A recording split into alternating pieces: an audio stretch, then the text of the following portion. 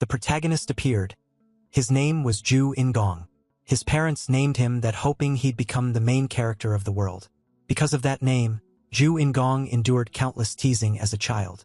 But Ju In-gong thought to himself, it's fine.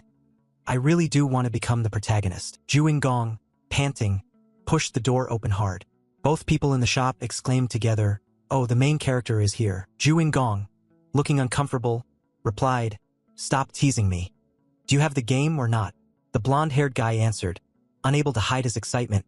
Heh, I knew you'd come, so I saved a copy for you. Looking at the game card in his hand, our protagonist Ju In-gong couldn't help feeling quietly pleased. This was the remake of Night Saga Re. The story takes place between the human realm and the demon realm. Players choose a character, either the human hero Locke or the second son of the demon king, Zephyr Ragnarok, then wander the world to fulfill a predetermined purpose. Indeed, this was exactly what In-gong had been waiting for. I've played Night Saga more than 10 times since I was a kid, so there's nothing about the characters, locations, items, or events I don't know.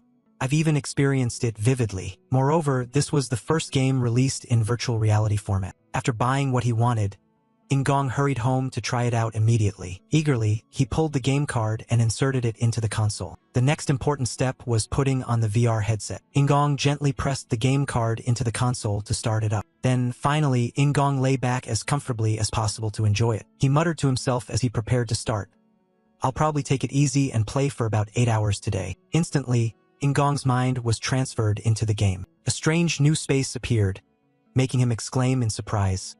Ha! In-gong had taken the form of Shutra sitting on a long chair. He hadn't had time to gather himself. My mind is in the game already, and a proper game should start when you wake up in bed. His appearance had also been updated, and he wondered in astonishment, but looking at himself once more, still puzzled. Who is this character? A voice from outside cut through In-gong's surprise. You're still asleep at this hour? A tall elf leaned in to remind him to hurry. Get up. There's something to do this morning. Shutra inspected the character before him with obvious delight. The graphics are insane. It's just like real. The elf didn't understand what he was saying.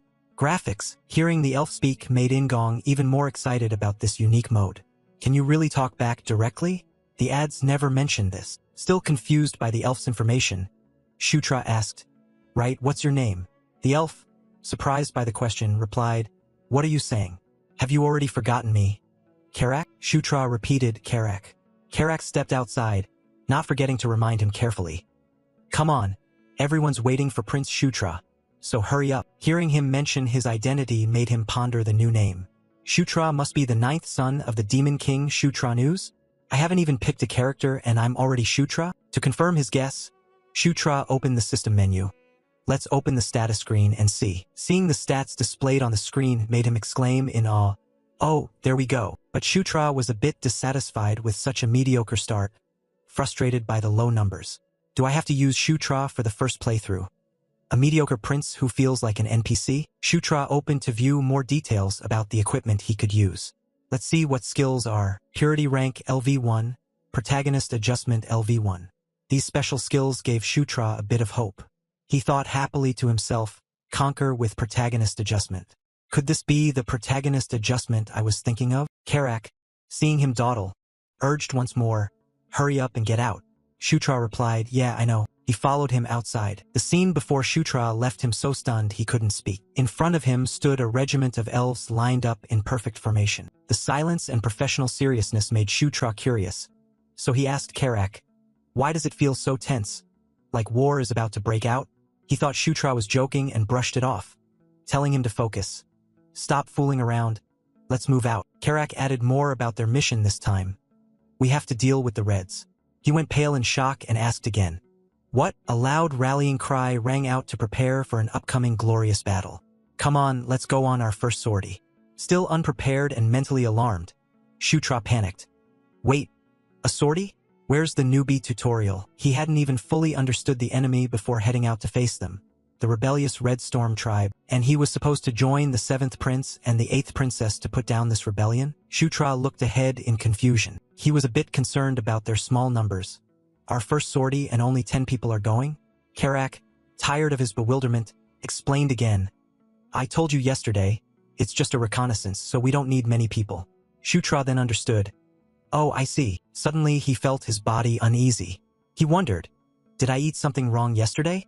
Why do I feel so strange? Shutra calmed himself and brought up the available screen to check. Fortunately, he had a mini-map to ease navigation. So there's a mini-map. This will make things easier. Turn on the always-on view first. Shutra examined carefully and noticed something interesting. There's a hidden path here.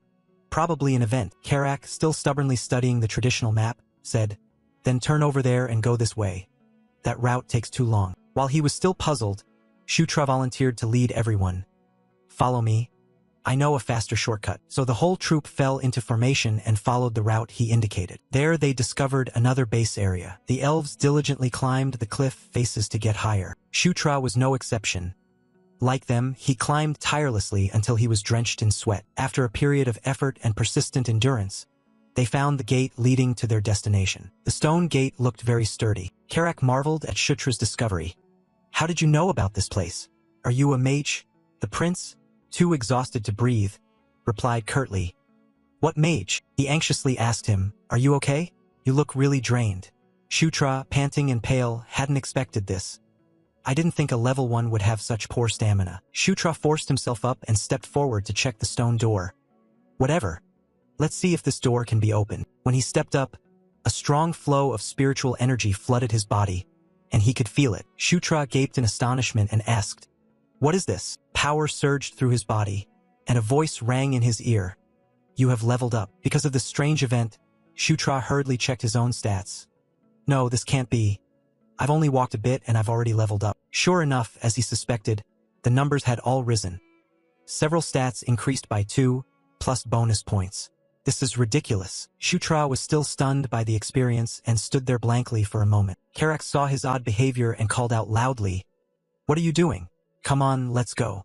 Shutra immediately replied, yeah, I'm coming. From that point, he felt increasingly empowered and confident for the upcoming missions. I don't know what's in there, but since I'm not going alone, it should be fine. More importantly, Shutra held the death immunity card tight, which made him more resolute. Protagonist adjustment LV1. If the protagonist falls into a chasm, he won't die and might even encounter something fortunate. After going deeper inside for a while, they encountered a large cavern. Karak immediately offered a guess. It looks like a tunnel dug by dwarves. Hearing that, Shutra was a bit surprised. Dwarves? Are there dwarves in the demon realm?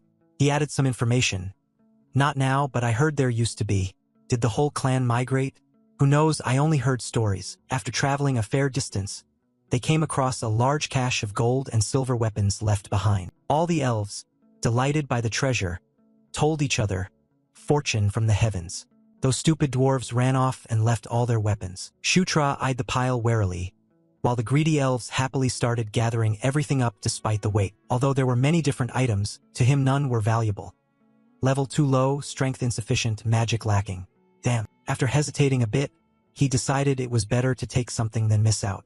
But anyway, better to store it. To store an item in the inventory, he only needed to lightly touch it with his hand to recall the object. All the weapons were neatly stored in the system inventory, making hauling and keeping them easy. Just as I thought, touch and think store, and it automatically goes in. A danger alert flashed on the minimap. Shutra noticed it immediately as he skimmed the screen. He quickly sounded the alarm to everyone. Everyone, fall back. Cracks began to form from strong impacts, startling the elves as they looked over. In an instant, the ground where they stood exploded as if in a great battle. In the tense moment, the red demons appeared suddenly. Kaichan, leader of the Red Storm tribe, sneered at the elf contingent. Did you think we wouldn't know you were blocking this place? Kaichan ordered his underlings forward. Kill them all. A chaotic melee erupted between the two sides. The elves did not yield to the red demon's onslaught. Shutra stood silently in place for a long moment. In this tense situation, a bold idea suddenly occurred to him. What now? Should I try to get the finishing blow to gain experience? While the two sides were locked in continuous fighting, Shutra slipped behind a red demon. He hurled his full strength in a sneak attack while the demon wasn't paying attention to him. But Shutra's cheap sword couldn't withstand the force and snapped in two, leaving him helpless. Kaichan turned in anger and glared at him with blood-cold eyes. He went berserk and began chasing Shutra to settle the score. While fleeing at full speed, he unfortunately tripped over a rock. Shutra pitifully tumbled to the ground. The system screen began flashing a red alarm, startling him. HP 1/15th, MP 5/5. Kai-chan had caught up. He was ready to finish Shutra with a single blow. He immediately screamed in terror. In that life-or-death moment, Karak intercepted the attack and saved Shutra's life. Straining to hold him off, he urged Shutra to stay safe. "What are you doing, Prince? Run." Shutra froze at his chivalry. He watched the clash between Karak and Kai-chan. Shaken, Shutra tried to keep calm. He reassured himself, hands still trembling. "It's just a game." After that heart-stopping moment, Shutra couldn't take it any longer and decided to pause. "This is too much. Let's stop for today. Want to open the menu? It's too realistic. Who can handle this?" He opened his personal info screen. Age 14, race Gandharv, trait Prince, role protagonist, strength 7, constitution 7. But Shutra froze when he noticed something important. At the bottom of the skills section, only one line appeared. No skills owned. He became alarmed at the oddity. "Huh? What's this?" Shutra scrolled through the main page but couldn't find the essentials right now. Status, equipment, inventory, skills. Why wasn't there a logout button? He sat down as vague. Worst-case thoughts filled his head. Could I be trapped here? Kai-chan charged at him again. Full of fury, his body was suffused with dark power and supported by astonishing physical strength. Kai-chan shot like an arrow toward the nearby seated Shutra, raising his weapon. Terrified by the suddenness, Shutra nevertheless steeled himself. "No, I can't die here." Kai-chan struck his body with an attack, a tremendous shockwave that made the ground quake and crack. Shutra gasped but tried to pick himself up, refusing to yield. In his sight was still Kai-chan, eyes fixed on him. He showed no mercy and continued his frenzied assault. Die. After the hit, the protagonist's life immediately hit bottom. HP 0/15 MP 5 of 5. Shutra seemed to drift into another space. He recalled past events and blankly wondered, "Where is this? I was just skewered by those orcs." A horrific thought crossed his mind. Could I be dead? A place emitting a strange light drew Shutra's curious gaze. As he approached, a voice spoke to him. "You who still exist carry the fate of this place. Conquer it." A resplendent goddess appeared and made him an offer. Make them submit and then dominate. He was bewildered, not understanding what was happening. What? Shutra looked up once more, but the beautiful goddess had vanished after delivering her message. Shutra was returned to the chaotic battle he had just been in. The elves were weakening and being overwhelmed by the red demons. The demon commander Kai-chan swaggered forward to inspect the outcome. He spoke with contempt and challenge to the elf army. "Only this many troops and you still dare come here? Are you innately stupid or were you trained?" Immediately, he cruelly ordered his underlings. "Don't waste time. Kill them all." Seeing the wicked face of the demon Kai-chan again, Shutra was stunned and couldn't believe his eyes. What's going on? Was I just awakened or something? He couldn't hide his surprise at seeing him revive. "How can you be?" The system screen issued an important notification to Shutra. Learned Psychomotive LV1. He was bewildered by his newfound power. Since when did I have psychomotive ability? His eyes fixed on an unusual line on the screen in surprise. The screen clearly read, Subclass, Conquest Knight LV1. Shutra reread it in bewilderment. Conquest Knight? Kai-chan didn't hesitate and barked to his men. He shouted, "What are you standing there for? Kill that brat first." Karak couldn't sit still either. He was worried. Prince Karak ordered their entire force to devote themselves to protecting their lord, to guard the prince, and not let him be harmed. Faced with the tense situation, Shutra understood he should do something too. He glanced at the system screen hoping to find some help. Another skill listed on the screen caught his attention. Subclass, Conquest Knight LV1. In Knight Saga there is no such subclass as Conquest Knight. Shutra widened his eyes in amazement and wondered, "Why is that?" He planted the flat of his sword on the ground, and a strong spiritual aura quietly emanated. As if he'd known it all along, chants echoed in his head. Shutra's gaze now held firm resolve. The power of conquest is the power of kingship. After his decisive words, all the elves seemed imbued with strength. Royal Banner of Subjugation. The skill Conquest Royal Banner of Subjugation LV1 granted a buff effect to allies within a certain radius. The elves felt the bolstered power. They cheered with joy as strength surged. This time they were no longer fearful or weak. Karak ordered the whole force. "Wipe them out for me." They surged forward and attacked the demons like a storm, forcing the demons to struggle. All the elves charged with remarkable bravery and might. In an instant, the bulk of the red demons were slain. Kai-chan was alarmed and suspicious at the enemy's sudden shift. What is this? The enemy suddenly got stronger. He couldn't believe what he saw. This is impossible. The brave, invincible elves advanced toward Kai-chan, leaving him flustered. Seeing Shutra shining brightly made him somewhat suspicious. Could it be him? Kai-chan couldn't accept this harsh reality and stubbornly attacked again.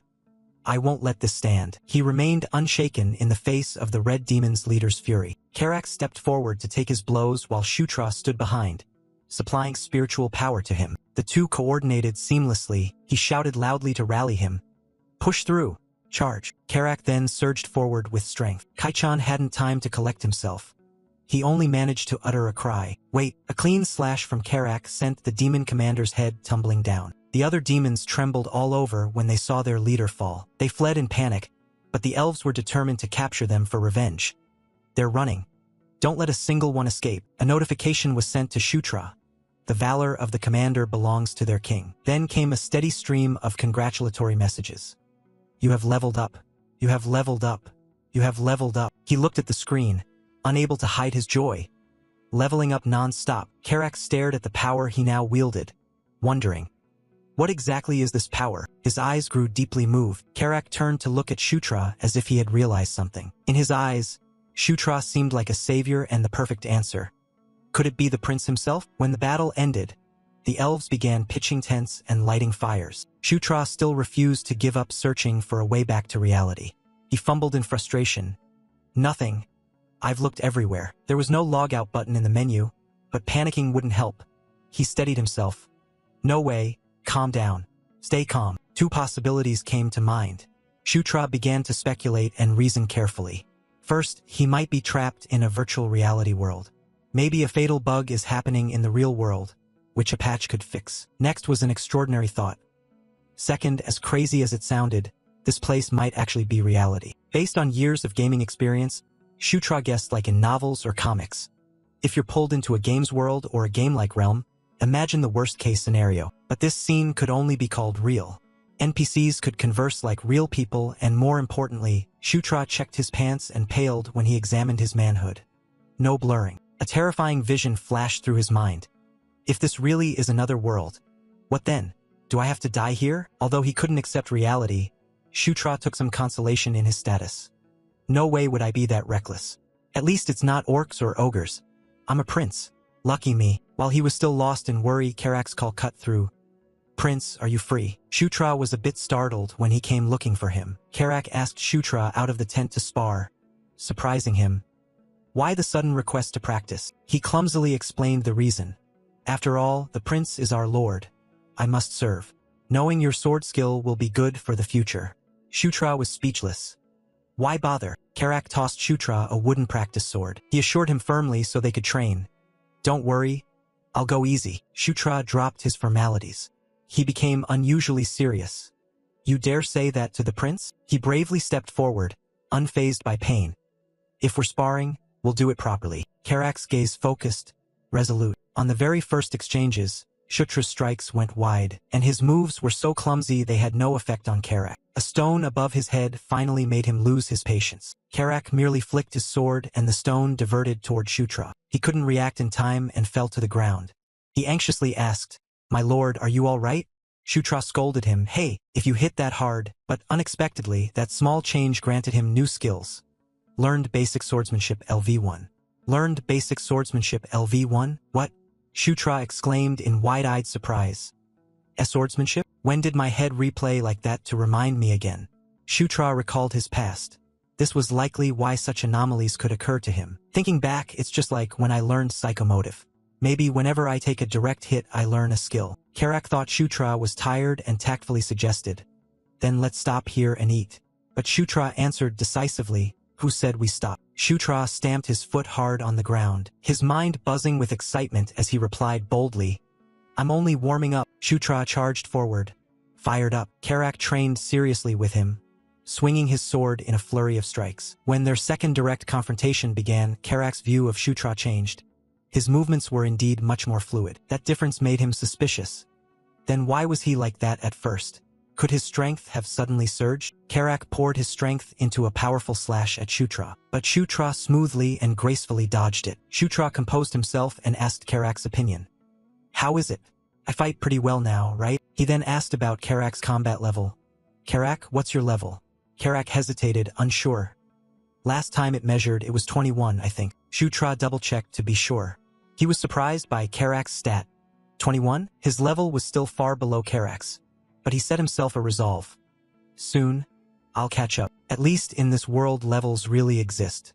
That boosted Shutra's morale, but they can't open a status screen like I can. They must use magic to gauge level. Being able to view his own stats made him feel somewhat lucky.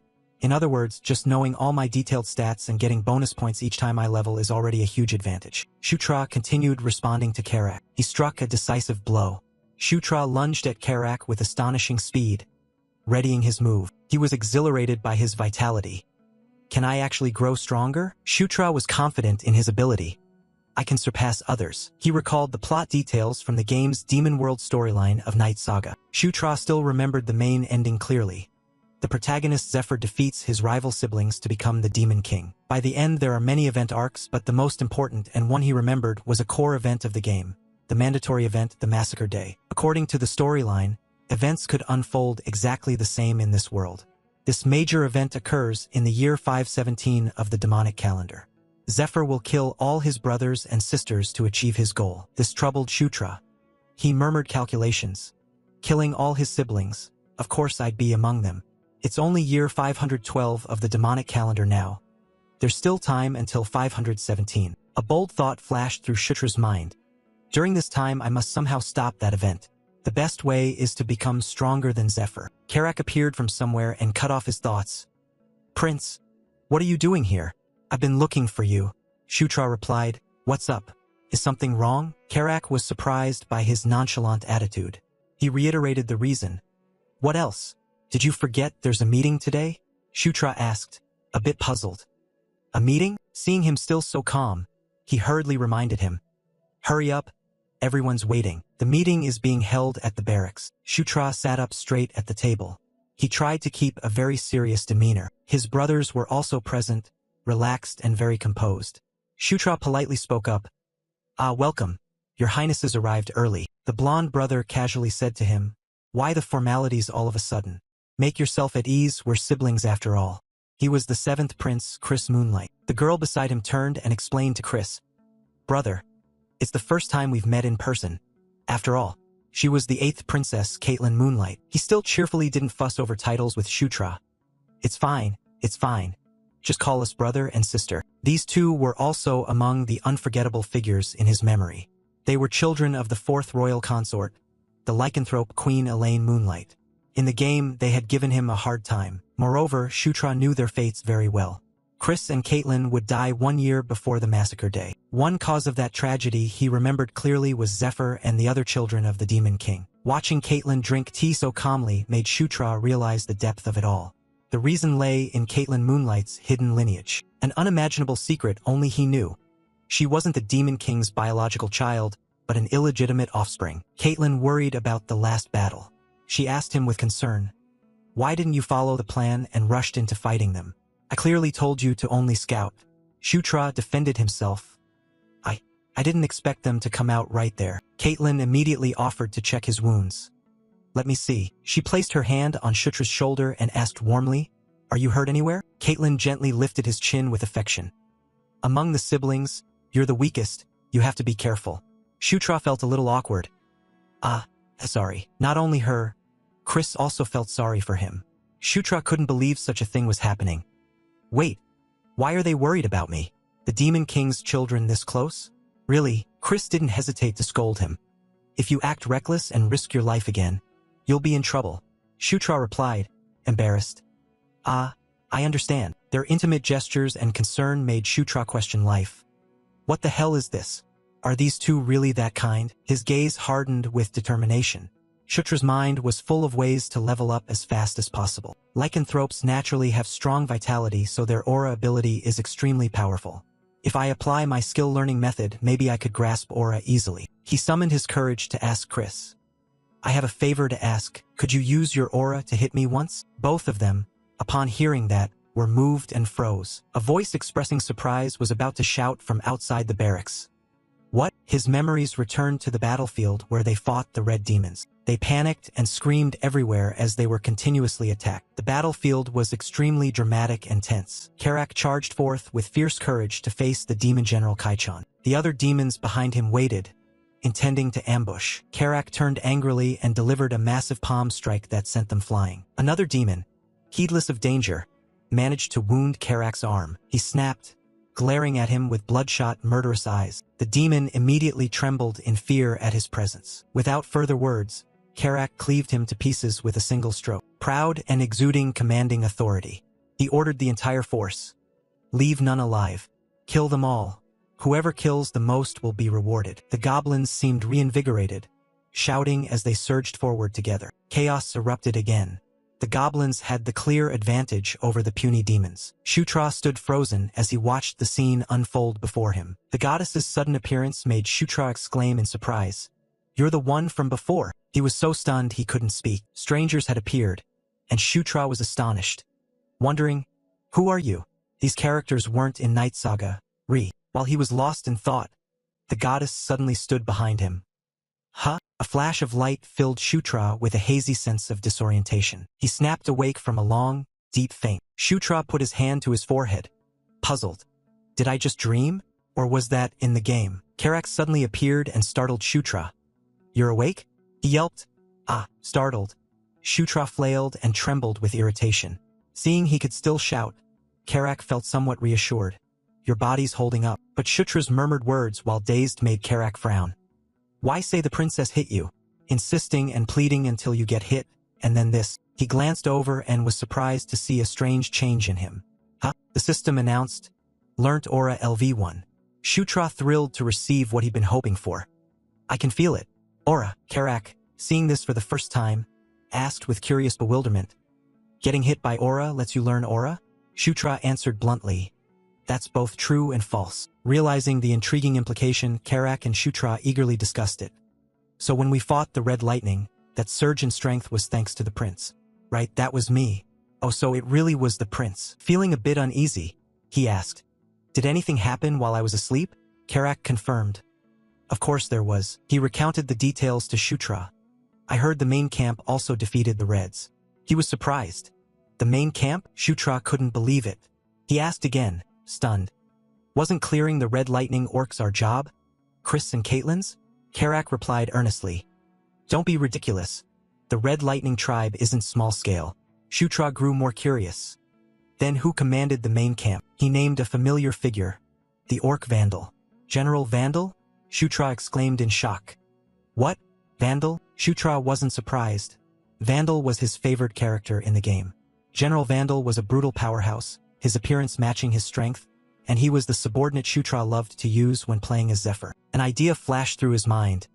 Wait, this could be an opportunity. Knowing the future, Shutra seized the chance. Vandal only becomes Zephyr's subordinate in the year 515 demonic calendar. So right now he isn't under Zephyr. Just thinking it made him grin slyly. If so, I can recruit him first. Because Shutra knew all the Zulal about him inside out, he grew even more confident in this plan. I know almost everything about him, from the gifts he likes to his favorite foods and specialties. And most importantly, the condition to recruit Vandal is to defeat him in a one-on-one duel. Shutra was very shrewd to come up with this idea. His eyes were resolute. With this much knowledge, I can definitely recruit him before Zephyr. Totally feasible. There's still enough time. Shutra smiled with satisfaction, already nursing a desire to possess. "First Vandal, you will be my subordinate." A sharp cry rang out at the camp. "What? This is Caitlin's camp." Chris looked at the light emitting from his hand, eyes wide with astonishment. "On the first day and you've already reached the basic stage of aura projection?" Behind him, Chris also looked on in surprise. He smiled calculatingly, furrowing his brow and thinking to himself. Because he put all his points into aura, of course. Shutra considered the speed-up animation of the perception skill wasn't a random choice. Aura boosts overall physical energy, actually even better than having a motivational chant. Caitlin stared at him in amazement. "No way. Could it be because you're a Gandhar?" Suddenly he turned. "Shutra, can you redraw the underground map?" He looked up, slightly puzzled. "An underground map?" Then Shutra looked at the command tent ceiling and thought. "Not exactly, but I do have a minimap." Shutra replied to him. "It's simple enough. Lend me a pen and paper." A short while later at the barracks, he finished the map laid out on the table. Chris couldn't help exclaiming, "Impossible, it's even more detailed than the map I have." Suddenly he came over and hugged Shutra's shoulder in amazement. "Shutra, you're a genius." He looked up and smiled. "Haha." Chris, happy, stepped forward. "All the Red Lightning tribe we encountered earlier are dead. And they don't know we've mapped these underground tunnels." Chris nodded in agreement.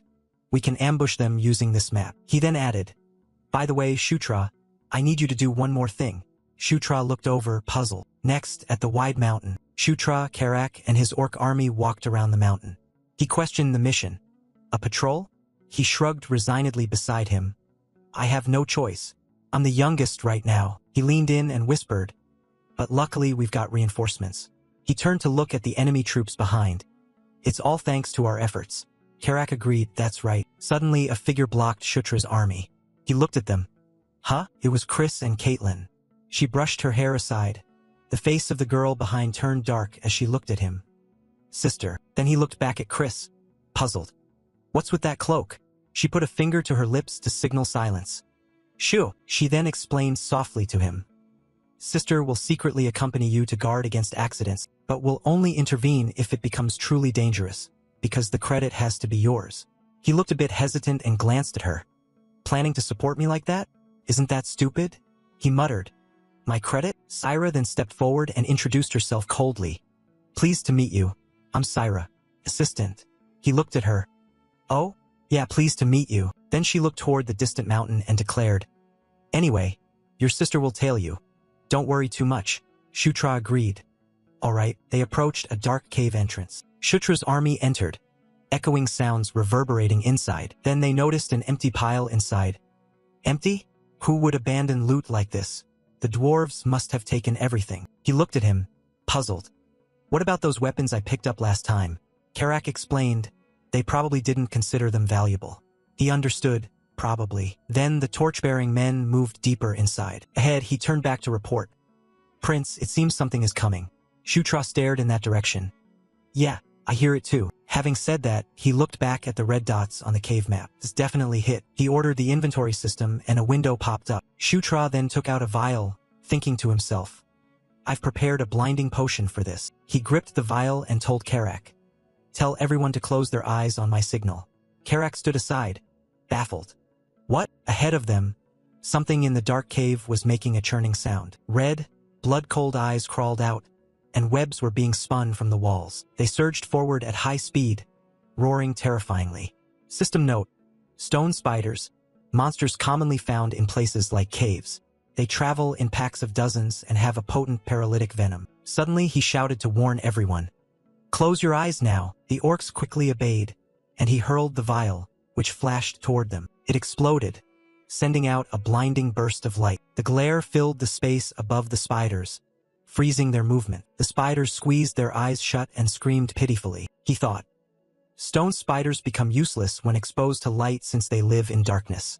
With urgency, he shouted the command. "Attack! Kill all the spiders." The rear legions charged forward wildly. Spiders and orcs clashed in a noisy melee. An orc swung his axe down, finishing off a spider. Behind him he stood silently, watching the battle. He opened the map again to observe the cave situation. Stone spiders hunt in packs. Shutra's gaze landed on the largest red on the map. There must be an alpha in the pack. He then turned, drew his sword and shouted, "Karak, come with me. Take down the boss first." Karak confirmed. The two rushed forward. Then a shock stopped them suddenly. In front of them was a truly huge pincer. The Spider Queen opened her jaws and snarled at them. Karak, crazed, lifted his axe and leapt forward to attack.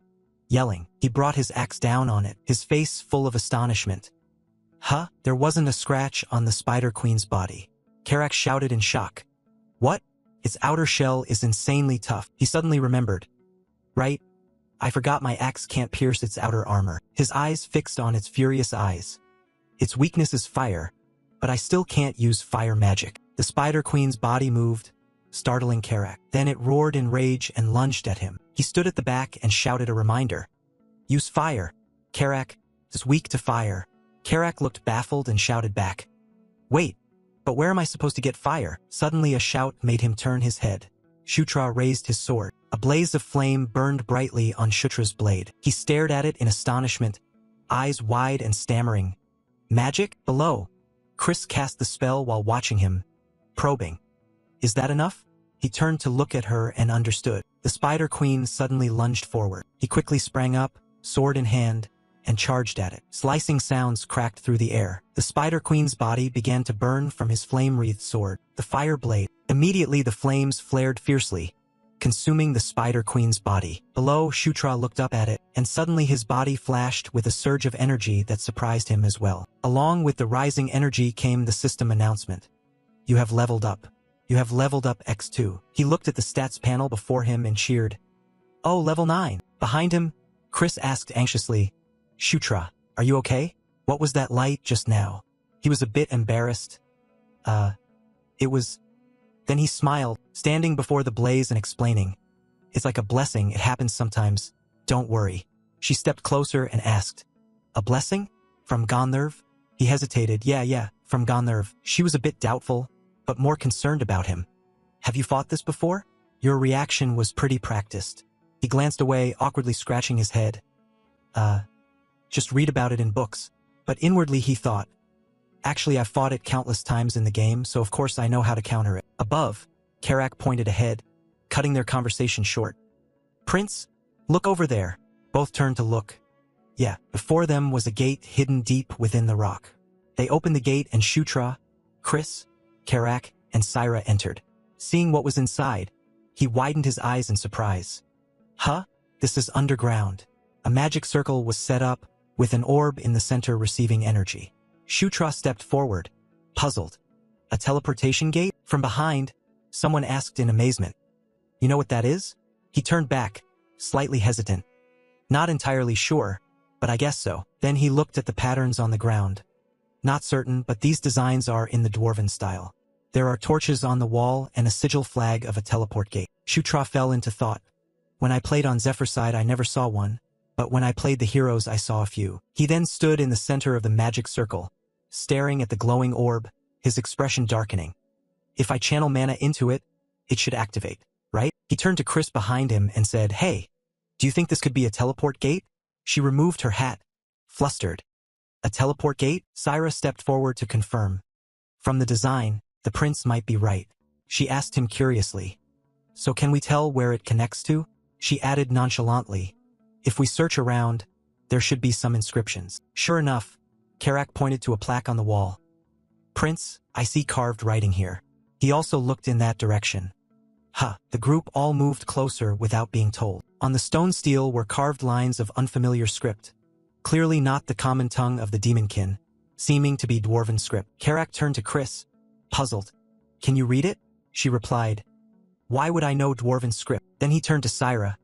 What about you? Syra frowned. Sorry, I can't read it either. Suddenly a voice rang out, startling all three. Mount Jishka. Teleport gate number 2. He stared at the stone tablet and read clearly. And it connects to gate number 3. Even Shutra's eyes widened in bewilderment. Wait. What? How can I read dwarven script? A system notification appeared above.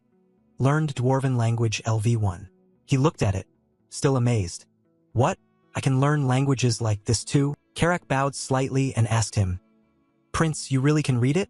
He smiled and replied, Yeah, I think so. Behind them Chris was still stunned. Shutra, since when could you read dwarven script? Syra, more focused, asked. So what does the inscription say? He rubbed his chin, studying the tablet. I think it says that channeling mana will activate it. Then he looked down and suggested, Why don't you try channeling a bit of mana into it? She frowned at him. Why me? Why don't you do it yourself? Shutra looked awkward and offered an excuse. Well, I'm still not very good. He thought to himself. Honestly, I can't use mana either. She let it go fine. Next, Chris moved toward the orb, his hand beginning to channel magic into it. Everyone stared at the glowing orb. Then it flashed a streak of energy. A 3D map projection appeared before them. The group gaped. Is this Jishka Mountain? On the 3D tech map they saw white dots. Shutra analyzed, this dot is where we are. Over there is gate number 3. Chris asked, so that means there's a dwarf tunnel over there too? He replied, very likely. Karak from behind stepped forward and assessed. Isn't that perfect? The Red Lightning Army is stationed there. He smiled and gave a thumbs up to the old man. Exactly, then we can launch a rear attack. Then he looked around and ordered, for now we stop here and return. I need to discuss this carefully with the chief. The man agreed, yes. Back at the camp, shouts of joy rang out at the command tent. I didn't expect a teleport gate here. Chris slapped his shoulder enthusiastically and shouted, Shutra, you're a blessing. Shutra looked embarrassed. Oh no, Then Caitlin smiled at him, looking refreshed, and offered, if there's anything you want, just say it. If it's within my power, I'll grant it. He waved his hand, smiling innocently. I'm fine. Seeing that, he cut in with more advice. No, as leader and the elder, I want to reward you. Caitlin's reminder made him lower his head, a little hesitant. If you refuse, I'll be upset. After thinking, he hesitantly asked, okay?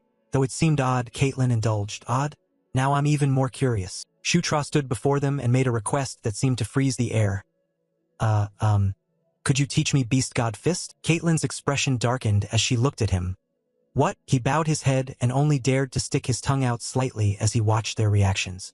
In his mind he thought, I'm still not proficient with weapons due to my low rank, but other skills. Shutra then thought of those who wielded that martial art with great power. Beast God Fist is a royal lycanthrope family art. Simply put, it's an extremely powerful S-rank martial technique. I know this request sounds ridiculous. It'd be understandable if he refuses. Shutra shook his head, crossing his arms as if to be reasonable. It's probably difficult. Oh well, I expected it couldn't be done from the start. Hearing that, Caitlin's face darkened, expression unreadable. Then he decided, alright, I will teach you. Hearing that, he perked up and looked up. What? Seeing his face, Caitlin put a hand on her hip and frowned, explaining. Of course I can't teach the secret techniques. He, still unbelieving, stammered. Really? Caitlin added for confirmation. At least I can teach you how to channel aura. Then he asked again, leaving him stunned for a moment. So, is this reward good enough? Seeing him silent, he glanced at Chris and joked, saying nothing. So you don't like it, huh? Shutra hurried to explain, no, not at all. Perfect. Absolutely perfect. Suddenly they called his name seriously, which left him puzzled. Shutra. Caitlin put her hands on her hips and looked at him sternly. Chris beside her smiled gently. From now on I can really consider you a brother, right? He looked at them, a bit bewildered. Huh? A brother? He muttered inwardly. A brother? Caitlin squinted at him with determination. That word carries a lot of meaning. Shutra smiled and accepted happily. Well, fine, I don't hate it. I actually kind of like it. Next, Shutra stepped forward and took Caitlin's hand. The three of them looked at each other happily. Yes, he stared at them, and they looked back at him. Let's cooperate from now on. A system window appeared behind Shutra without his knowledge, the message inside. Alliance formed with Chris Moonlight and Caitlin Moonlight. Current alliance status. Normal. That afternoon, on another mountain, inside a different encampment, the Red Lightning Clan's barracks. Members of the Red Lightning Clan were drilling and standing in formation. The green-haired Red Lightning spoke with scorn. His fist curled in contempt. You didn't come here on your own, did you? Behind him, a crew-cut man crossed his arms and looked up. On the ground, on a magic circle, a candle burned, and above it a girl knelt, wounded. The others muttered, so it's the princess. The girl, bound on the magic circle and powerless, was questioned by the Red Lightning. What brought you here? This was 6th Princess Felicia Doomblade. Shutra glanced at his status panel and whispered, Willpower? He said, at first whenever I leveled up, all stats increased by 2, but at some point charm only started increasing by 1. Shutra wondered puzzledly, why is that? In the original Night Saga, appearance and charm were separate stats. Appearance simply shows how handsome or ugly a character is, while charm measures how liked they are by other characters. He wasn't too bothered and stayed optimistic. Well, that makes sense, since my growth rate has been fine so far. Looking at the 9 on his status panel, Shutra was pleased. More importantly, I'll reach level 10 soon. Shutra thought, in Night Saga, whenever Zephyr and Locke hit level 10, their unique skills, Descendant of Darkness and the Chosen, rank up by 1 level. So if I reach level 10, at least one of my skills should upgrade, right?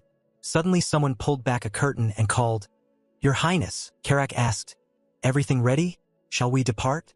He turned back and replied, Okay. Karak curiously asked, You look happy. What's the good news? Shutra answered, Not really. The two of them stepped out of the tent. Outside, countless orc warriors stood in neat ranks. Shutra gave the order. All right, let's move out. The mountain range rose in majestic, treacherous tiers. On the windswept rocky peak was a dark cave. Inside the cave, a fierce battle raged between orcs and a pack of werewolves. Far from the battlefield stood a sealed stone gate. Shutra and the others were inside it. Chris asked the two wolves standing by the glass orb, "Have you finished the checks?" One of them replied timidly, "Yes. As you said, this gate connects to the Eska River in the Jishka Range." Chris asked, "Is it operating reliably?" He answered, "Yes, as expected from dwarven craftsmanship, very stable." He said, "Good. Let's go." The two wolves activated the glass orb. It emitted a blinding, powerful white-blue light. Then an oval spatial gate opened, beyond which lay a desolate, wind-scarred mountain landscape. Shutra and Karak stared in astonishment at the shimmering portal. He thought in amazement, "I can't believe I'm seeing a teleport gate in real life." Caitlin went ahead, then called back, "What are you still standing there for?"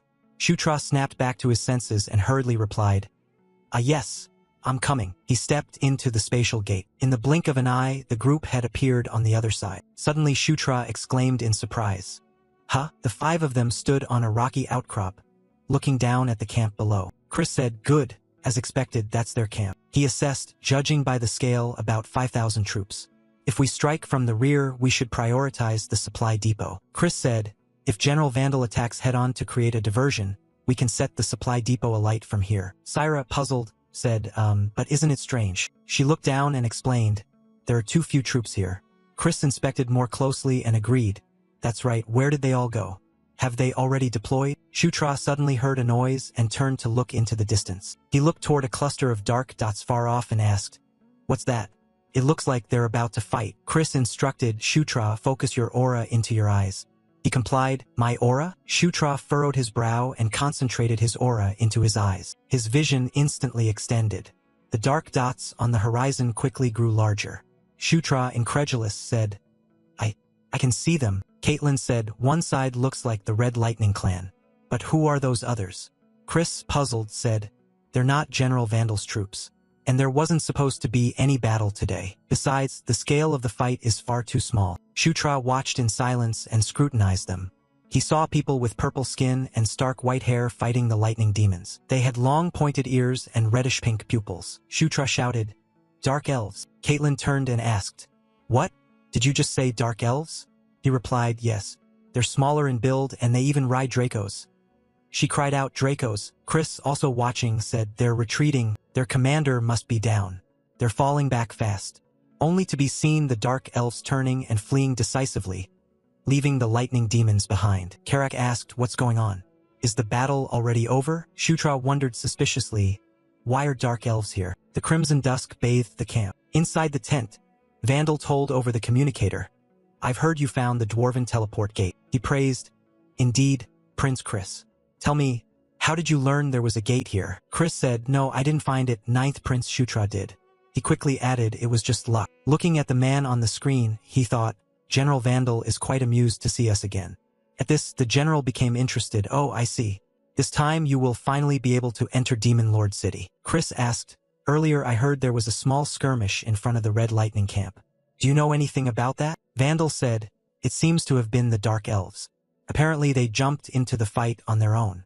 Chris continued, "But why would Dark Elves engage the Red Lightning clan?" He asked, "Didn't they send reinforcements from Demon Lord City?" Vandal replied, "It's hard to say. I heard they intended to scout before the rendezvous, but an incident occurred." Vandal said, "We're in trouble."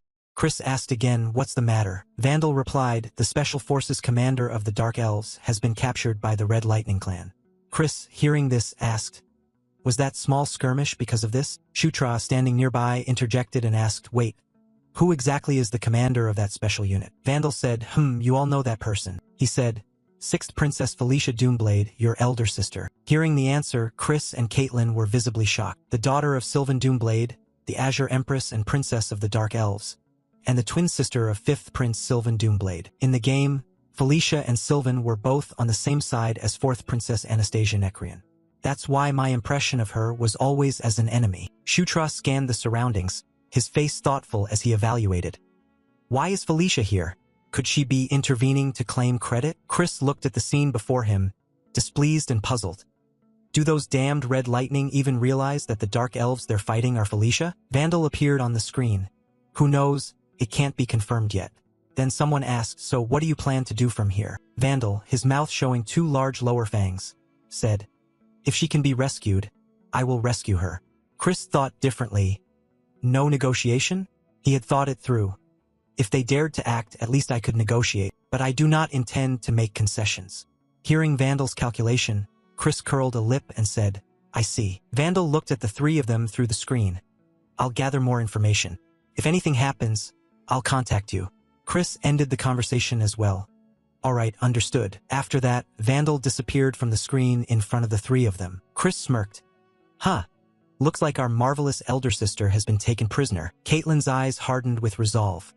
If she's still alive, we have to save her. But Chris's expression soured and he looked uncertain. Sounds good, but it's not going to be easy. To rescue her, I'm afraid we'll suffer losses as well. Caitlin was surprised he wasn't willing, but it didn't dampen her resolve. She clenched her palms, raised her voice and said firmly, no, we'll save her. We must save her. After all, she's our elder sister. Chris didn't answer. He just furrowed his brow and pondered something. After a while he spoke.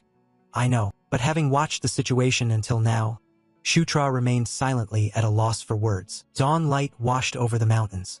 At the assembly point, the tent stood upright with many guards posted outside. Inside, everyone was discussing tactics. Chris stood at the center and laid out the strategy. The plan is simple. When Vandal draws out the main force of the Red Lightning Clan, we'll strike their camp from the rear. Using the map, Chris illustrated to help everyone visualize. Then we'll storm into their base to create chaos. Kin and Shutra, both of you will command separate units and carry out the mission. The 3, Shutra, Caitlin, and Karak, listened intently. Hearing his name, Shutra asked, the mission is to rescue our elder sister, right? Chris confirmed. Yes, but we'll burn the food and weapon depots first, then rescue Felicia. If the situation becomes too dangerous, we retreat immediately. We can't afford additional losses just for Felicia. Chris's gaze was cold. Every word prioritized the common good. Caitlin vehemently opposed this. Brother, Chris sternly. Order. I'm the commander here. Caitlin did not back down. We're family. How can you say that? But the 2 continued to argue. We can't let Felicia's reckless actions ruin the entire plan. Looking at the scene, Shutra felt confused inside. What's going on? He seemed to sense that Chris wasn't very eager to rescue Felicia. Could it be that something happened between them? Across the mountains, the sky burned red above shadowed peaks. Footsteps approached in succession as troops surged forward in a fierce assault. The charging soldiers swept through the damned Red Lightning Clan. Chris and the rest of the soldiers stood watching on the cliff. He looked down at the base below, where many tents had been erected. The Red Lightning troops were posted down below. Chris's gaze cut sharply across them. A blast rang out, setting part of their camp ablaze. The soldiers caught off guard were blown into the air. The leader and his followers charged forward. The leader, eyes glowing red and fangs bared, slaughtered them ruthlessly. On the map, Shutra's unit was a whole main road away from the attack. Seeing the situation, Karak spoke up. The attack has begun. Haven't we moved out yet? Shutra, seeing the bursts of fire below, replied calmly. Wait. There will be a signal. Below it was chaos. Blue-clad soldiers swinging wildly. The tough blue guards wielded axes, knocking the red soldiers down. The leader stood quietly below, watching his men attack. His eyes observed without the slightest movement. Amid the blazing fire, a shout rang out. All forces, fall back now. Chris watched the chaos, the smoke and dust rising below. He turned and shouted, all units, hear my orders. Prepare to move out. Execute the mission exactly as planned. Shutra, Caitlin, and everyone else set their faces with determination to win. Chris yelled, charge. The whole group surged forward fiercely and powerfully. The Red Lightning soldiers stared in stunned surprise. Then a large-scale battle unfolded. Caitlin ran beside him and warned, Shutra, be careful. He smiled in return. You too, sister. Shutra reached out and unfolded the map and shouted commandingly, left flank, advance straight for the supply depot. They rushed forward frantically. Oh, kill them all. Karak swung a hand and struck the enemies directly. Hit by the blow, they grew more ferocious and charged down with savage fists. Karak's eyes widened slightly in surprise, and Shutra timely delivered a punch to that man's face, saving Karak from a blow. It was the level 1 throwing blade, launching a dagger at the designated target. Seeing the throw succeed completely, Shutra smiled with satisfaction. Karak, astonished, said, Prince, when did you learn to throw blades? He kept running. Never mind. Hurry up. But inwardly he thought with relief. I only practiced throwing knives last night, yet somehow I picked up the skill. Karak looked ahead. That looks like the supply depot. Should we just set it on fire? Shutra agreed. Yes, proceed according to the plan. Suddenly Shutra remembered. Wait. What about Felicia? If she's imprisoned in there, she could be trapped or even killed. Shutra changed the plan. We have to find Felicia first. Karak hesitated. But how do you intend to find her? He replied calmly. Follow me. Shutra ran while glancing at the map. He thought to himself, Felicia would count as a neutral NPC, so she'll appear as a green or purple dot. Shutra suddenly noticed something. He shouted urgently, This way. Karak. Got it. Shutra threw the door wide open. He stepped inside and looked around. This is definitely it. But where's Felicia? A voice called his name. Shutra. Shutra abruptly turned his gaze toward the voice. Before him stood a girl with platinum hair. Before him stood a girl with platinum hair. The girl looked stunned and surprised. Shutra. Why are you here? This girl was 6th Princess Felicia Doomblade. Shutra seriously began unfastening her chains and replied. Now is not the time for talking. Be quiet. This place is dangerous. We need to free you and get out of here fast. As he worked, he calculated inwardly. If I make Felicia indebted to me now, she'll be very useful later. Felicia was puzzled by his attitude, staring at him. That was almost serious trouble. After removing the chains, Felicia urged, Let's go. Quickly rejoin Chris and Caitlin. Felicia paused, astonished. Wait, Chris and Caitlin came too? To rescue me? Shutra affirmed. Of course, isn't that obvious? Shouldn't they rescue their sister? Felicia, bewildered. No. I mean, Shutra had been excluded from the power struggle, so he didn't know. Karak turned back and shouted a warning. Your Highness, there are too many of them. Shutra startled and turned one way. Felicia. This way. Hurry up. Felicia, still confused, said, Okay. Then she realized something and asked seriously. Wait, why are you calling me by my name? Shutra was running headlong in one direction. Then she screamed in alarm and chased after him. Shutra. Behind you. Shutra tried to turn back but was struck in the chest by a blast of force. The impact sent him coughing up a painful mouthful of blood. Then his position erupted in an explosion. Felicia screamed in horror. Shutra. The flames continued to burn with no sign of stopping. Felicia looked toward it with worry. Shutra suddenly let out a monstrous roar, followed by a pulse of power radiating outward. She tried to resist. TCH. Then Felicia's gaze shifted to another direction. The red goblin immediately exploded on the spot. Felicia watched the smoke fading where Shutra had detonated things moments ago. What is this? After a while, the dust cleared and a foot appeared. Shutra stood there unharmed. Not a scratch on him. Happily holding a bow. Learned mana control LV1. Learned rocket LV1. He smiled with satisfaction. Then he proceeded to launch rockets at the giant enemies. Shutra grew even happier. Grinning with delight, he repeatedly drew his bow and fired rockets, causing explosions to erupt. The red goblins kept getting blown up all over, screaming in agony where they were hit. Shutra cried out excitedly, Ha! This is real. This is actual magic. Even at level 1 it's amazing. Ahaha! Suddenly, a wave of force struck from behind, making him jolt and turn around. Then a pile of ice appeared on the ground. Ice? Above the camp, high-ranking red goblins were firing arrows down. Shutra anxiously followed the arrow's trajectory. Wait, he's aiming at Felicia.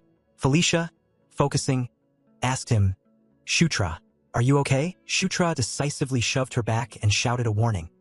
Hold on, don't come near. Felicia looked at the enemy in confusion. Shutra. Immediately countless ice missiles shot toward Shutra's position. He fell silent briefly, his expression unreadable. Then moments later his eyes lit up with sparkling fascination as he locked onto the giant's treasure. Because this is me's merchandise. Then once more a wave of power descended to the ground where Shutra stood, creating a thick cloud of dust and smoke. The smoke thinned, and Shutra's figure remained enveloped inside. A quick notification appeared. Learned ice missile LV1. He couldn't help but smile with satisfaction. Ha! Just as I thought. Suddenly a sharp pillar of ice pierced his back, the crushing pressure turning his expression grave. Shutra's body collapsed to the ground. A red alert appeared. HP 1395. Vitality diminished. You are in critical condition. He cried out in panic. I'm, I'm dead. If I take another hit like that, my blood. Shutra gritted his teeth and endured the pain. Suddenly a voice rang out. Idiot. Shutra looked in that direction. Felicia stood with her arms crossed, silently staring down at him, then unexpectedly spoke, questioning. Did I ask you to save me? Shutra's face filled with puzzlement. What? Felicia frowned and asked again. Among us, you're the weakest. So who do you think actually needs saving? Shutra screamed inwardly. Wait. Felicia seems to be misunderstanding something. What the hell? His face showed bewilderment. Felicia asked again. Since when did you learn magic? Shutra stared in astonishment at the unmoving corpse of the archer from earlier. She took down the mage herself. Shutra stared at the unmoving corpse of the archer from earlier, stunned. She took down the mage herself while he was lost in thought. Felicia stepped closer and decisively pulled the bandage from Shutra. Then a healing light surrounded his wound. There, Felicia was releasing her healing power on him. Shutra widened his eyes at that miraculous power, and the large wound on his chest quickly healed miraculously. Learned healing LV1. Shutra watched the wound close completely and exclaimed in astonishment. Healed instantly. Truly the magical prodigy Felicia Doomblade. At this, Felicia checked on him. Do you feel better now? Can you stand? Shutra replied. I'm fine. Thanks to you my blood is restored. She looked a bit puzzled. What? Blood? Shutra was startled and tried to explain. No, I mean... Ha! Suddenly something drew both their gazes to one side. A red goblin with bloodshot eyes, going berserk, charged forward. What the hell is that? Shutra answered. That's a blood fiend. A mutated form of ogre. Felicia turned back startled. What? You mean we have to defeat that thing to escape? Yeah. That's it. At that moment the shadow of the red goblin descended over them, and both quickly spun and fled. The red goblin roared as it chased them. Shutra's face went pale. How the hell are we supposed to fight that? The red goblin chased after them, swinging its weapon down. He spun around in panic. What the hell? How is it so fast? Felicia urged. Shutra, stall for time. I'll charge up a finishing spell. Her words made him jump in alarm.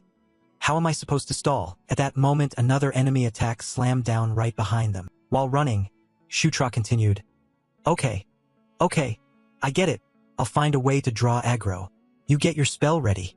Felicia wondered. Aggro? What's that? Shutra, just get ready. Then he shouted. Karak? Where are you? Karak up ahead turned and replied. Here. Shutra signaled like before. Ready. Yes. Shutra turned back and quickly brought up the system screen. Can I use the dwarven dagger now? A dagger appeared on the screen.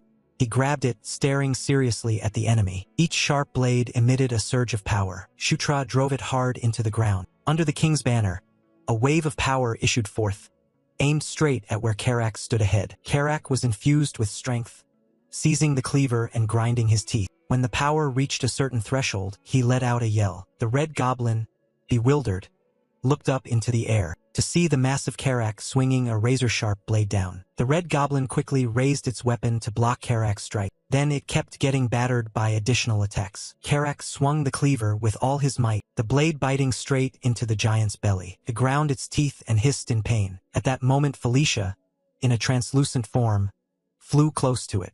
A second later she manifested with a burst of power. She unleashed a power that enveloped the red goblin's body as it screamed, "Get out!" The force scorched its foot armor, making it leap. Then the force threw it backwards, flipping it over. The red goblin was momentarily stunned, lying stiff on the ground. Karak seized the moment, leaped in with his blade, his eyes flashing red as he shouted, "It's over!" He delivered a downward slash into the giant's belly so powerful the ground around it cracked. The red goblin spat out a mouthful of blood in agony. Karak continued stomping on its belly, making the blood gush non-stop. Shutra stood to the side watching the scene, a thrilled smile on his face. "Haha, we won!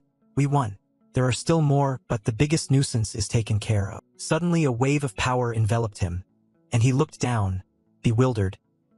Then the system screen appeared before his eyes with the message, "Level up to LV10. Shutra cheered inwardly. Finally reached level 10. Your protagonist has leveled up. He couldn't help grinning with satisfaction. Nice. Remember to buff the level 2 protagonist. A new passive skill was added. He quickly tapped the screen. Should I open the gift box now? Blessing of the Battlefield LV1. the accuracy of ranged attacks aimed at the protagonist is slightly reduced. Shutra once again exclaimed in amazement. This is the stormtrooper effect. Everyone's seen the scene at least once where dozens of bullets fly out, but they all just graze the protagonist. Shutra grinned excitedly. With this skill, I can recreate that exact protagonist aura effect. At that moment, a horde of red goblins thundered toward them. Felicia, sprinting over, shouted, "Shutra, what are you doing? The enemies are coming." He snapped back to reality. Felicia was exhausted, her face weary as she turned back, yet she still forced out another shock. "Oh wind, roar!" A gust of wind power erupted, blasting the red goblins backward. Shutra stared wide-eyed at the scene. It looked like magic, but it wasn't. He quickly realized, a spirit. That's exactly a spirit. Even fallen, a dark spirit is still a spirit. Felicia isn't just an outstanding mage. She's a natural spiritmancer. Felicia was still strenuously dealing with the enemies. Shutra's eyes lit up and he bore a greedy smile. But will that magic hit me? I wonder? At that moment, a streak of golden light appeared in the sky. Shutra's soldiers looked up. Karak asked, "Prince, what does the flare mean?" He replied, "Yellow means retreat." Karak, retreat? He felt puzzled too. "Do you think something's wrong? Don't tell me someone is in danger?" Karak asked anxiously. "Prince, what should we do?" "Give the order." Shutra commanded. Karak, "Lead the troops to retreat first. I have to get to Sister Caitlin." Karak looked at him blankly. "Huh? What do you mean?" "Then let me come with you." He was clearly very worried. Shutra explained, "There must be a reason for the retreat order. Just follow my command for now." Karak was still bewildered, but Felicia stepped forward and said, "I'll go with Shutra." "Karak, princess," she continued, "I'm not used to owing anyone, so I want a chance to repay the debt, and I still have a few things to settle with those pigs." Karak resigned himself and warned the two. "Then be careful, Prince. I'll wait for you up ahead." Shutra quickly moved off. "I know, see you later." Felicia followed and asked, "But do you really need to go to Caitlin?" He replied suspiciously. "Who knows, this sudden retreat order is suspicious." She pressed on. "Do you think she actually lost to those guys?" "Shutra, I hope not. If she did, we'll just return together." Seeing him so anxious, Felicia looked saddened. "You care about Caitlin that much?" Shutra answered, "Of course, we're sisters." Inwardly, he added guiltily, "But also because of the alliance." Felicia folded her arms, staring at him intently. Of course." Cut to Caitlin's camp, where a swarm of red goblins was charging to attack the camp. Caitlin calmly threw out counterpunches that landed, her gaze razor-sharp as she turned back. Caitlin reached out and produced a force that blew the red goblins' bellies apart, leaving them in utter panic. Then they went mad again, grinding their teeth as they charged forward. Two of them lunged at Caitlin to attack. She jumped back to evade. She quickly summoned a weapon, immediately swinging a razor-sharp slash at the two red goblins. They quickly felt the pain. At that moment, Shutra and Felicia appeared. Felicia gave a cold smile. "Humph, just as I thought." Shutra's expression was equally relieved since Caitlin had handled the danger herself. No need to worry. Caitlin quickly noticed Shutra's presence and turned to ask, "Shutra, why are you still here? Why haven't you withdrawn?" He replied awkwardly, I came to rescue you, to help, but it seems you didn't need me." She looked back puzzled. "Huh? What do you mean?" Then her eyes widened in surprise and she exclaimed. On seeing Felicia, she rushed over suddenly, then joyfully hugged Felicia tightly and cried out, "Felicia, thank God. You're really safe." Felicia blushed from being hugged, awkwardly. Of course, always worrying for nothing. Shutra watched and laughed, thinking, "You two seem pretty close." "Huh?" Suddenly a system screen appeared showing the area map. He startled and turned to look. "It looks like the enemies returned. Retreat quickly." Caitlin said, "Shutra, you lead the way. We'll cover the rear." He replied, "Yes." Cut to another location. At this time, the blue soldiers were diligently working within a barrier. The ground was covered with sigils. The three, Shutra and the others, stepped into the barrier. Felicia looked around and wondered. "Shutra discovered this gate?" Caitlin replied cheerfully, "Yes, he contributed a lot to this battle." Felicia muttered, "Weird. When did it change this much?" Just then someone appeared and called out, "Everyone's returned safely." It was Chris. Caitlin exclaimed, "Brother, I brought Felicia back safe." In contrast to her cheerfulness, Felicia just frowned silently, then greeted coldly, "Chris, long time no see." "Chris?" He fell silent for a moment, staring at her. Then he answered, "Yes, it's been a while, Miss Felicia." Later, in a cave, the four gathered to talk. Chris announced, "I heard General Vandal also won. It seems Yakujin gave up after seeing his camp burn." Shutra, curious, asked, "Yakujin?" Caitlin beside him explained, "Yakujin is the name of the supreme leader of the Red Storm tribe." "Forgotten?" Felicia asked. "So Yakujin surrendered?" Chris denied it. "Not exactly, he just fled elsewhere. If he rallies the remnants, he can still fight on. Therefore, tomorrow we'll attack Kaiken's forces. Kaiken's brother. If he links up with Yakujin, it'll be troublesome. Anyway, that's my report finished, so what about you? Why are you here?" Felicia fell silent when asked, and after a while answered, "I've been researching recent ruins, then heard about the battle, so I came to assist but was captured on the way." Chris exclaimed in surprise. "Really?" Seeing his skeptical expression, she asked bluntly, "Why do I sound like I'm lying?" Chris didn't deny it. His sharp eyes studied her expression for any slip. Felicia didn't hesitate and stared him down. Only then did Chris look away. "You must be tired too. Let's pause here. Everyone, rest." "Yes. Thank you for your hard work." Felicia wore a pensive expression and said nothing more. The soldiers sat resting and bandaging each other's wounds. Shutra sat alone checking the system screen. Own skills. Mana Control LV1, Fire Missile LV1, Ice Missile LV1, Healing LV1. He finished reviewing the newly acquired items and couldn't help but feel delighted. "Heh. Just looking at them makes me happy. But the only thing I can really use in battle right now is probably aura, right?" While he was absorbed looking at the items, a voice suddenly called, "Shutra, can I come in for a moment?" Felicia entered at that time. Shutra, astonished, "Sister Felicia, did you change clothes?" Then he asked, "Why are you here at this hour?"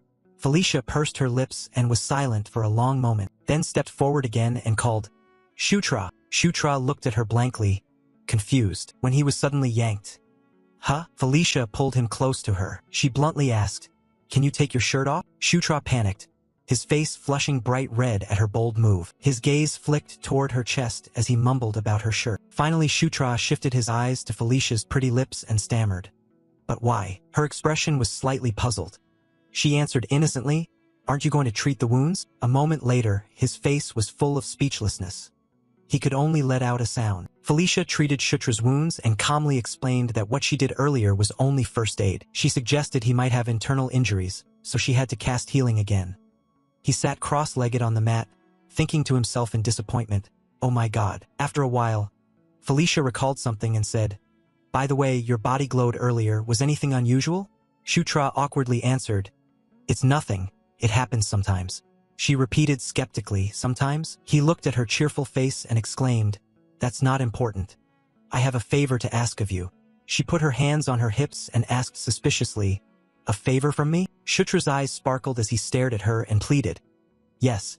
There's one thing only you can help me with, Felicia." At that moment, the system notified, "Healing level 1 acquired, abnormal status recovery, antidote level 1 acquired, recovery after poisoning, cure level 1 acquired, recovery after illness." Shutra smiled, looking at the notification panel with excitement. "Great. Really great." Thanks to Felicia accepting his request, he learned 3 healing spells. Once more the system chimed, "Healing level 1 achieved, antidote level 1 achieved, cure level 1 achieved." Shutra quietly reflected and glanced at the person ahead. And then, unexpectedly, someone behind exclaimed that today there were many Beast Fist schools. He happily concluded, finally, "I'll learn Beast Fist too." Caitlin's face lit up. She cheerfully replied, "Today I'll teach you the Wolf's Beast Fist." Beast Fist, a martial art representing the lycanthrope clan. Among them, the Wolf's Beast Fist is the foundation of Divine Beast Fist, which is likely why Caitlin chose to teach him this style. Caitlin explained while weaving magic with her hands that Beast Fist uses both external and internal aura, and today they'd start by teaching him how to control the aura inside his body. Shutra watched her hand movements and obediently replied, "Yes." Then she gently told him, "Okay. Close your eyes and focus on your aura." He vaguely closed his eyes, sensing that he could feel it. The aura, the power of life. His hands and feet felt like electric currents running around them. The aura nearly touched the power of the soul. Once pushed to the limit, it would become true soul power. Shutra slowly opened his eyes. The strong light made him wince in discomfort. A system notification chimed. Passive skill protagonist's body level 1 acquired. He stood up quietly and glanced at the info panel, musing. After a moment, the notification continued. Protagonist's body level 1 enhances training efficiency for skills learned through the body. When a skill levels up, the traits for that level will be unlocked. Body protagonist Shutra muttered hesitantly. He stared at it, unbelieving, thinking, what the hell is this? Another overpowered skill? It didn't stop there. The system reported again. Protagonist's body level 1, ultimate magical physique level 1, heroic bloodline level 1. Shutra concluded in horror that this put him on par with Zephyr's and Roke's passive skills. Furthermore, having distinct traits per level means that whenever the skill levels up, the system will add new traits. In other words, new features will be added with each rank up. After thinking it through, Shutra suddenly let out a sly laugh. His eyes glowed red with excitement. He clenched his fists and felt joy. So this is how it feels to be the protagonist. Thrilling, so thrilling. Suddenly someone called his name. Shutra. Caitlin looked at him puzzled and said, "What are you doing standing there like that? Focus." He startled and replied sheepishly, "Yes, sorry." In the cave she taught him again. "Now we'll truly start learning Beast Fist." Shutra said seriously, "Yes, please teach me." A short while later he was able to use Beast Fist to his own surprise. A notification sounded. Beast Fist level 1 acquired. Caitlin praised Shutra. Being able to execute the basic Beast Fist moves this quickly is truly astonishing. He looked down at his hands in amazement and thought, even though they're empty, it feels like I'm holding something. So this is Beast Fist. Caitlin prepared to continue teaching. She lowered her voice. "Now, Shutra, let's move to the next technique." Suddenly a wolf appeared out of nowhere and urgently called out, "Your Highness, there's big trouble." As soon as it finished, the two froze. Chris's face grew serious. He said coldly, "Kairam's troops have disappeared." Everyone standing by the table asked in unison, suspiciously, "What?" He glanced at the two and explained coolly, "It seems Kairam has seen through our strategy." Caitlin looked at him and asked, "So what's the plan now?" Chris pointed to a red flag on the map and said, "According to intelligence from General Bandal, it's very likely Yakujin and Kairam will rendezvous here. Judging by the terrain and positions, our prediction is likely correct." Shutra replied calmly upon hearing this. "Then, we must strike decisively." Afterwards Chris's face brightened. He exclaimed excitedly, "Now we'll join forces with General Bandal and launch a full-scale attack on the Red Thunder tribe, the main encampment of the force suppressing the Red Thunder tribe." The Red Thunder giant named Vandal growled and inquired, "You must have had a hard time getting here, Prince Chris." Prince Chris answered cheerfully, "You look the same as always." "Long time no see, General Bandal." The two chatted amicably along with Felicia. "Yes, it's been quite a while since I saw the princesses. How have you been?" After a few polite questions he asked, "Where are my subordinates?" "Don't worry, they're all safe." At the same time, Shutra's face broke into a fond smile as he looked over. In Night Saga, maybe that's why his fearsome face felt so familiar to me. After sizing him up, Shutra approached and raised his hand in greeting. "Pleased to meet you, Bandal. I'm Shutra." He studied the tiny figure intently, saying nothing. Finally Vandal extended a finger to shake his hand and said, "Yes, pleased to meet you, 9th Prince Shutra." A beautiful young woman whose presence stirred the heart stood there, a radiant halo like light glowing behind her. She slowly opened her eyes. Her two eyes were completely different colors. She looked down at him coldly. A man in razor-like armor also stared at her. His eyes were full of slaughter, and flames surrounded him. Her face was emotionless as she quietly turned her head. His blue eyes seemed to sink into a deathly silence. At the same moment, Shutra stepped into the space, his face surprised as he looked at the two of them. His expression was full of worry and unrelenting tension. Conquest and war. Shutra suddenly jolted awake and quickly sat up in bed. His face was stunned. After a moment he mumbled, "A dream. I'm sure I've seen that woman in a dream before. But who was that woman in red?" Before he could finish guessing, Karak lifted the tent flap and urged him, "Prince, hurry up, we're about to depart." Shutra collected himself and replied, "All right." The two hurried to the meeting place of the dwarf group. The dwarves were carrying gear together around the camp. In this battle, I was assigned to the left flank. Bandal commanded the center, Chris and Caitlin the right flank, and the Black Spirit clan, thanks to superior mobility, was assigned as an independent unit in the rear. The march began, and time passed in the blink of an eye, and a blaze of war erupted. Before I knew it, I had stood amid a battlefield of thousands. On the blood-soaked field, Shutra went pale, sweating as he kept watching them.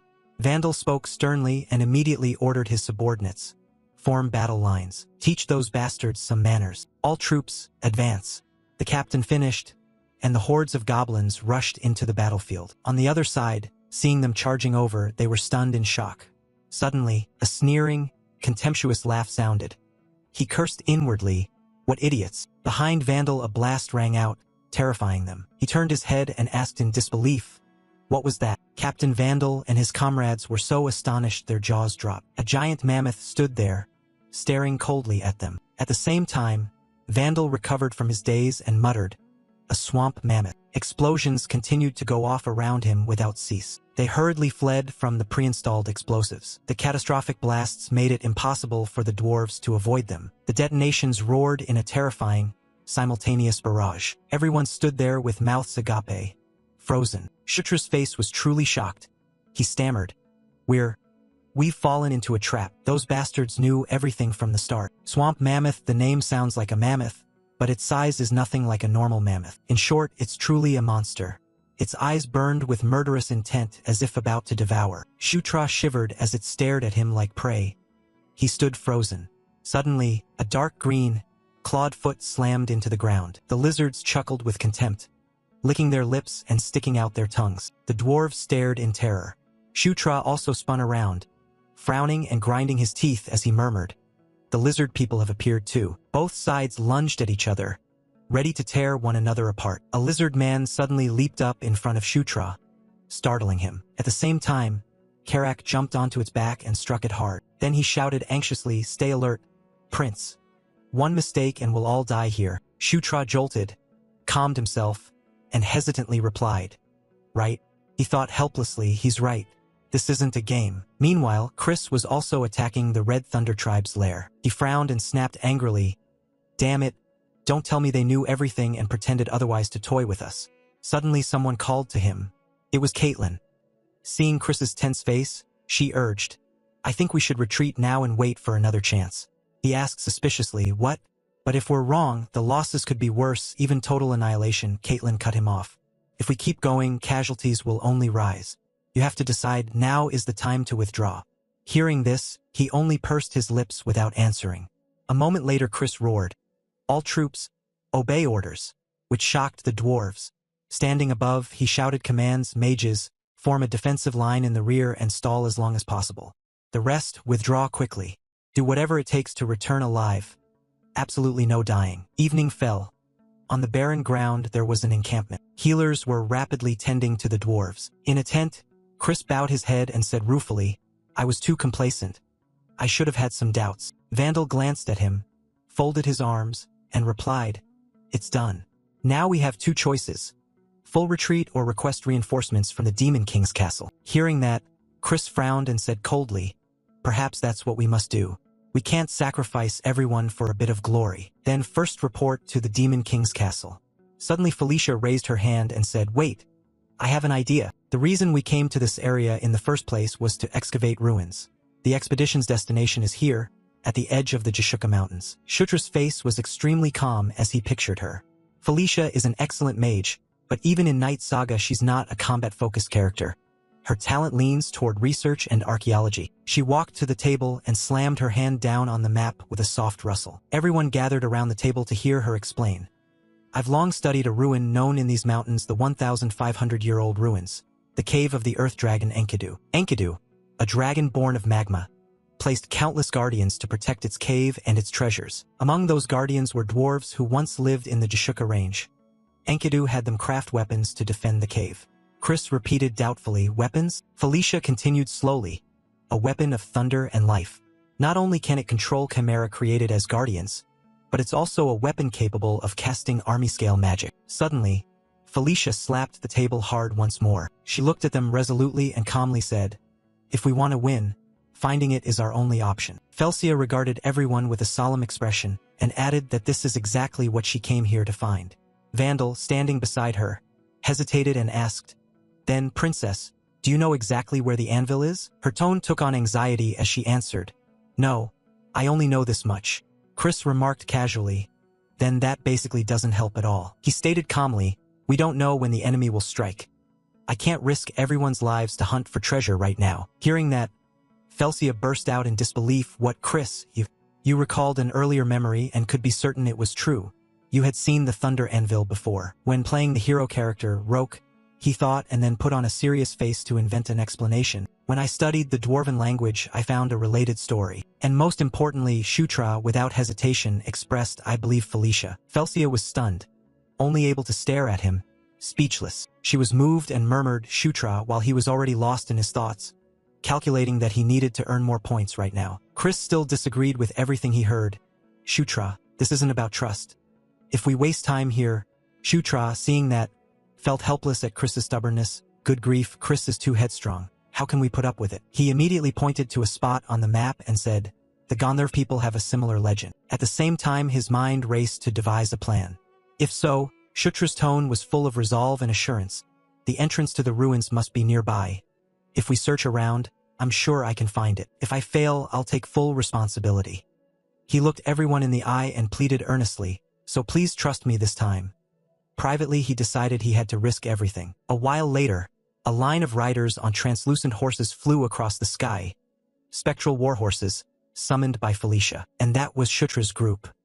He guided his mount with one hand while his thoughts wandered. All right, finally convinced everyone to search for the anvil. Now the remaining task is, Karak, flying beside him, turned to warn anxiously, it's annoying, Your Highness. Hold the reins tight or you'll fall off. Hearing that, he felt a bit embarrassed and replied, okay, though inwardly he was confident. Fall off?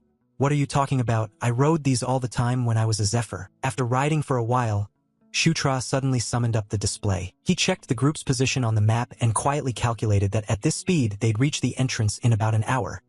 With the secondary map, finding the ruins wouldn't be difficult. He glanced at Felsia's silhouette behind him and worriedly considered how to lead them there naturally. Shutra closed his eyes, frowned, and strained to think of a solution. Finally, he gave up for the moment and comforted himself. Okay, I have 1 hour to figure this out. I can manage. But when they arrived, Shutra froze and awkwardly made up a story. After reviewing the tunnel map following the activation of the teleport gate, he had noticed a pattern. If you match the terrain here with the tunnel, you can infer the general location of the anvil. He was now extremely anxious. Would this actually work? Would this actually work? Then the whole group asked in unison, what do you mean, what are you saying?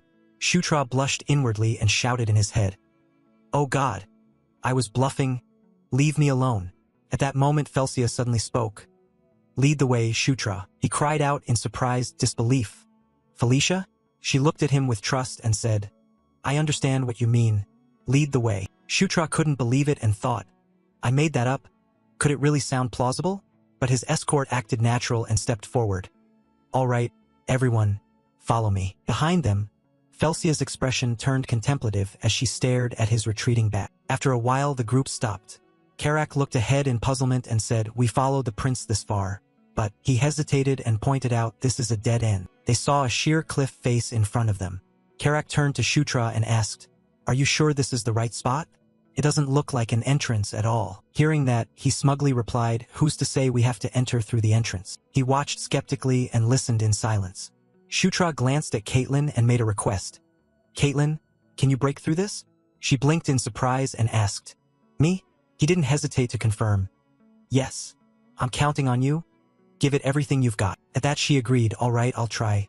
But behind her, Felsia suddenly recalled something and cried out in alarm. Don't tell me. She spun to look up at the cliff and, with incredulous emphasis, confirmed, the Thunder Anvil is embedded in that cliff. Shutra smiled confidently and explained his idea. Well, according to my calculations, breaking through the wall here will let us bypass the dungeon guards. He pointed at the wall and continued, so if you, Caitlin, pierce this wall.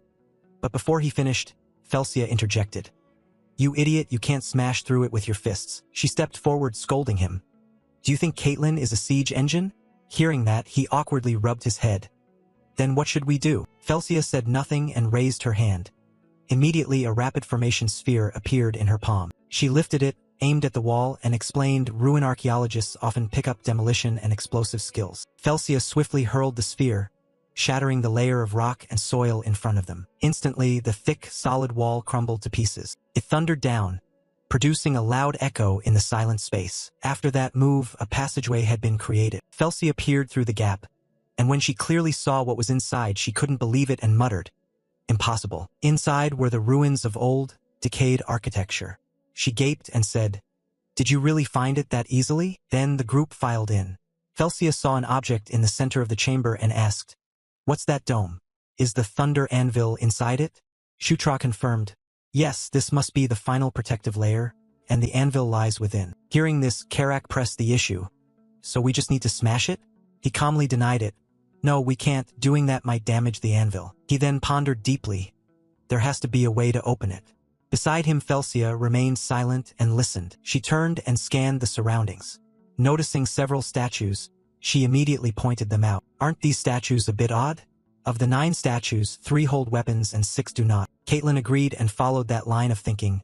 "You're right, should we place weapons in the hands of the remaining statues?" Felsia replied calmly, "It's probably not that simple." She examined the stone figures closely and quickly analyzed. "The weapons they hold are all forged by dwarves, so perhaps we must place dwarven weapons in those statues' hands." She asked anxiously, "Dwarven swords? Where would we get 6 swords?" At that moment, Shutra stepped forward holding a pile of items and said, "If 6 swords are needed, I happen to have exactly 6. Felsia exclaimed in surprise, "What?" He was secretly pleased. He hadn't expected the useless weapons he'd kept to come in handy. "What luck." Then he nonchalantly explained, "I picked up spare equipment while exploring the tunnel before, just in case." Karak, standing nearby, asked suspiciously, "When did you pick them up? And how did you fit 6 swords in that pouch?" Shutra inwardly felt helpless. He didn't like clever orcs like him. But outwardly he quickly changed the subject. "What's the point of worrying? They're heavy anyway." Seeing this, Karak immediately forgot and fussed over him instead. "My goodness, you're so weak. Give them to me." After a short while, the weapons had been placed at the statues' positions. Each stone statue now held its assigned weapon, and in the next instant their eyes suddenly glowed. Then the chest in the center began to shine. They watched the lid slowly opening, and someone couldn't help but exclaim, "The dome is opening." Before them, an object gradually revealed itself. Shutra whispered in horror, "This is..." He looked at the massive object ahead and cried in astonishment, "The thunder anvil." Felsia studied the object in the center of the room, chin in hand, and said thoughtfully, "Wait, the records say a ritual is required to finally activate this anvil." Shutra repeated skeptically, "A ritual?" She didn't answer but immediately commanded, "Shutra and Karak, stay where you are. The rest of you, take the 3 o'clock, 6 o'clock, and 9 o'clock positions on the circular plate." Felsia explained seriously, "Right now we'll start channeling mana into the plate, starting with me and moving clockwise, gradually increase the mana output." Everyone obediently followed, and within seconds they were standing around the anvil. Felsia led by raising both hands and signaling, "All right, everyone focus, begin." At her cue, everyone immediately channeled mana into the thunder anvil. She monitored the process while channeling, then glanced at Shutra and instructed, "Shutra, push more mana through." He responded at once, "Yes, got it." Felsia looked around with a solemn tone. "Good. Keep it steady, and don't let your guard down." They continued to flood mana into the thunder anvil, but the weapon in the center showed no sign of changing. The group didn't give up. Shutra and the others persisted in channeling mana. He gritted his teeth and strained to marshal his power. Then, as if rewarded for their effort, a fierce bolt of lightning suddenly struck the rock in the desolate forest. But beside Shutra, he suddenly found himself in a strange place. He looked around in puzzlement to see what had happened. Suddenly a monster stomped down hard, creating a small hole in the ground. He saw thousands upon thousands of people and monsters all marching in the same direction. Shutra looked at them, face full of terror, muttering, "What the hell is going on?" Suddenly a voice rang in his ear, "My subjects, listen." He looked up at the sound. Something was up there. In the sky, a massive specter gradually loomed over him. Shutra stood frozen, stunned and speechless. It looked down at the crowd and called out, "Protect the home of this great Enkidu." Shutra was so terrified he could only listen in silence as it spoke. "Between the spirit realm and the human world, become the separating wall." Enkidu solemnly commanded, "Become the guardian of this place." The vision stopped there. In reality, Shutra suddenly snapped awake, panting in horror. He lay on the ground with wide eyes, unable to recover his composure. Recalling Enkidu's appearance, Shutra couldn't help but wonder. That was clearly a black dragon? Black dragon. Could it be the earth dragon Enkidu? At that moment someone called to him and asked, "Shutra, you saw it too, right?" It was Felsia. She came close to him and, hesitantly, said, "A giant black dragon with molten lava flowing over its body." Karak spoke up from elsewhere. "I saw it too, that dragon, so earlier we all witnessed the same illusion?" She looked at him and replied worriedly, "Probably. I'm not sure what this signifies. Felsia glanced at the thunder anvil. Then she mused, but using this anvil should make it clear. She fell silent and stared at the anvil as if deep in thought. Then she raised her hand and touched the thunder anvil. In an instant, a purple light burst forth powerfully from the anvil. The force entered Felsia's body, yet she stubbornly refused to let go. The power overwhelmed her and she began to bleed from the nose. Finally, Felsia couldn't endure it and coughed. Seeing this, Shutra anxiously rushed forward, calling, "Sis." She used the last of her strength to protest, "Stop." He ignored her and quickly placed his hand on her shoulder. Instantly, the draining light enveloped him as well. Caitlin shouted in alarm, "Shutra, sis." Karak also panicked and called out, "Your Highness." Shutra could no longer hear anything. The power was so intense it made him scream in pain. His spirit was now wrapped in the purple aura, and from it came an urging voice. "Conquer, the mana of the earth dragon Enkidu. A trial for the unacknowledged. Conquer, and you shall rule." In reality, the anvil suddenly released an even stronger surge of energy. The phenomenon lasted several seconds and then stabilized. Caitlin and Karak stared ahead in shock, unable to move. As for Shutra, after that moment he regained consciousness and was kneeling on the ground. In his hand he now held a hammer radiating terrifying mana. Moreover, one of his eyes emitted a sinister black aura. Seeing this, Caitlin hesitantly called, "Shutra." Meanwhile, at an encampment in a mountain gorge, a member of the Red Lightning tribe was hiding on the cliff, spying on the dwarves below. After observing, he nodded to signal his comrades. He looked down at the dwarves idly resting and sneered with contempt, "You fools! Did you think we wouldn't know you were hiding here?" The Red Lightning glanced at the man standing respectfully beside him and asked, "So what's the plan now? Should we attack immediately?" He spoke cautiously, "Please give the order, Lord Yakuzan." The one he treated with such reverence was a burly Red Lightning named Yakuzan, the great chieftain of the Red Thunder clan. When Yakuzan heard the question, he glanced back, then issued a command, "Prepare to move out." Yakuzan declared viciously, "It's time to wipe out the remnants." Behind him, a mass of Red Lightning soldiers and monsters stood waiting. The massive forms of the Karak advanced silently over the cracked ground, the air heavy with tension. Suddenly something happened above. Karak jerked his head up, his eyes full of shocked fear. A fireball appeared overhead, streaking relentlessly and throwing him into panic. Some of those fireballs fell to the ground, shaking the entire area. The Karak couldn't dodge in time. He tried to rally them. "How's everyone's morale? We must get through this rain of bombs together." One barrage after another rained down, while behind the Karak herds of mammoths and Kaichan charged closer. They were fierce, roaring loudly, each full of heroic fervor, meeting blow for blow. Chris gradually emerged. Everyone around fell silent, not daring to breathe hard. Seeing what unfolded, he ground his teeth with fiery eyes, furious. "Damn it, Caitlin and Felsia aren't here.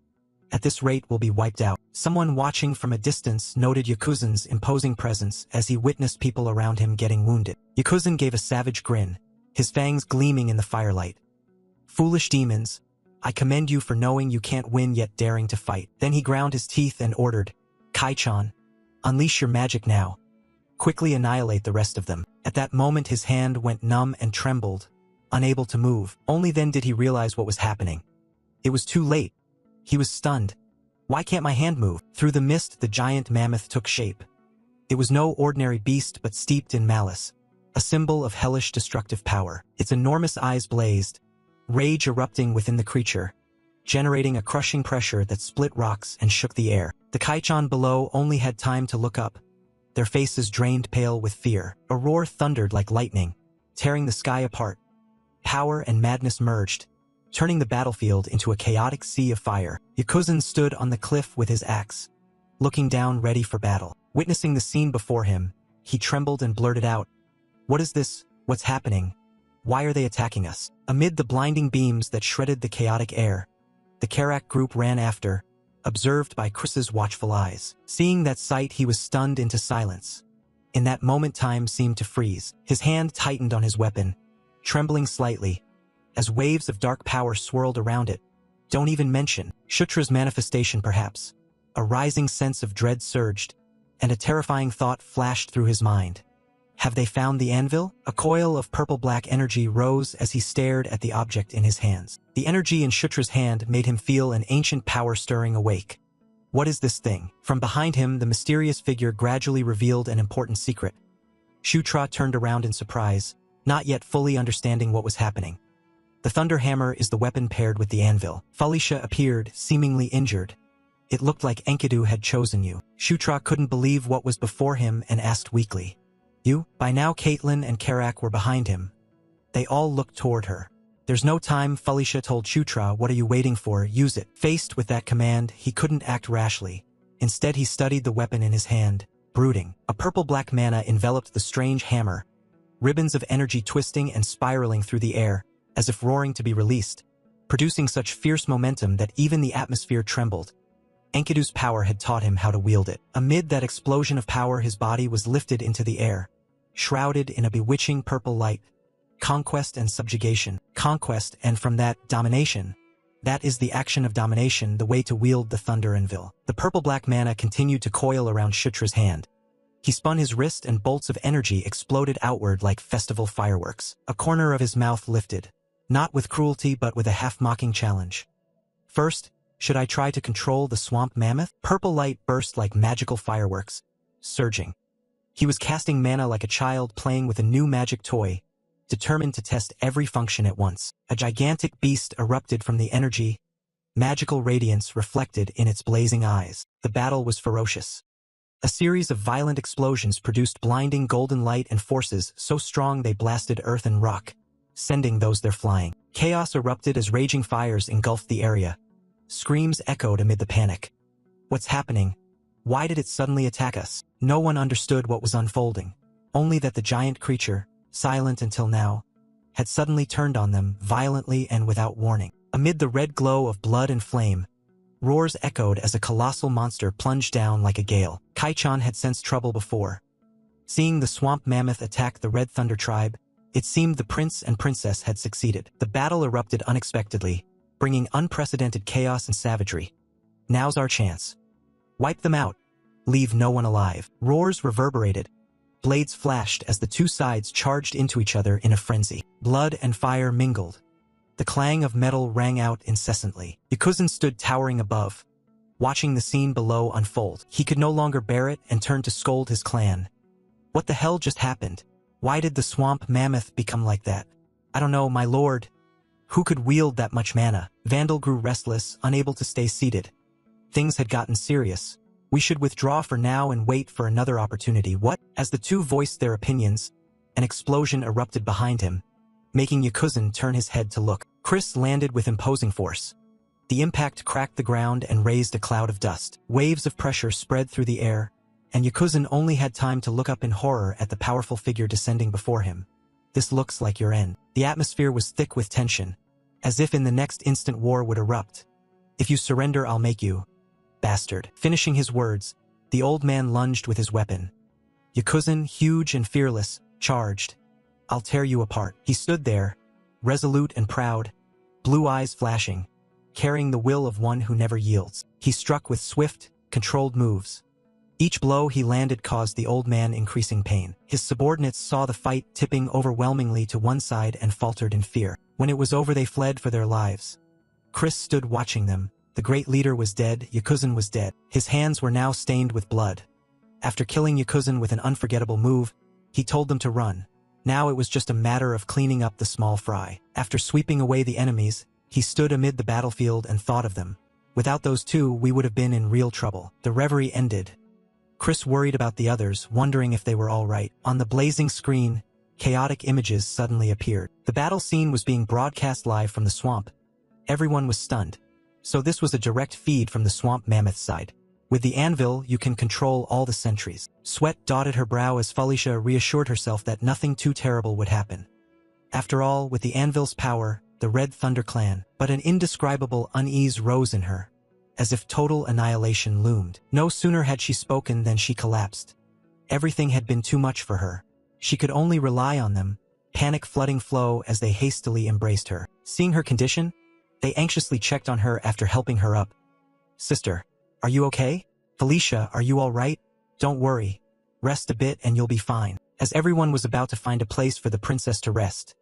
Yes, let's find a place for the princess to recover.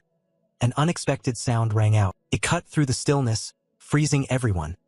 Their gazes turned toward the source of the voice, Shutra. Just catching his breath after the battle, Shutra was astonished as level-up notifications flashed repeatedly, as if the system were celebrating for him. He could finally breathe. He'd leveled up. As the successive level-up lights appeared, he stood dumbfounded. After so much struggle, he had received such a big reward. So many levels at once? Is it because I can wield Enkidu's relic? A pale golden light flared before his eyes with strange text that made Shutra stop, wondering what he'd just activated. His conquest level had risen. What is this? The system shone brilliantly as royal icons upgraded one after another, leaving him stunned at the growing power in his hands. Conquest LV2, Banner of the Sovereign LV2, King's Knight LV1, so the Banner of the Sovereign leveled up too. Shutra's eyes went upward. He watched intently, marveling that the banner leveled up along with Conquest. Not certain, but it's good that the main skill got stronger. He reached out to touch the new icon, inspecting it with curiosity, then exclaimed with excited skepticism. The King's Knight. What kind of skill is that? Just the name sounds like a summoning ability. Immediately after, a clear voice called out, Shutra. In the quiet forest, Caitlin stood in dark battle gear, her eyes wary and surprised Sister Caitlin. In that moment, the two stood facing each other in the deep woods as if time had stopped. An unexpected reunion between comrades who had fought side by side. Oh right, you left without saying a word. Shutra had barely started to smile when Caitlin punched him square in the head, showing clear anger mixed with concern. Sorry, she then shouted, her voice trembling with irritation and emotion.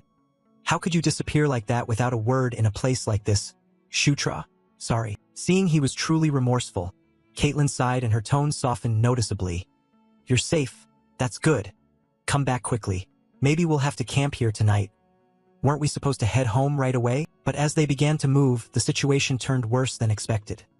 The original plan had been set, yet we ran into some trouble. Her stern expression made Shutra frown slightly. Surprise flickered in his eyes. Trouble?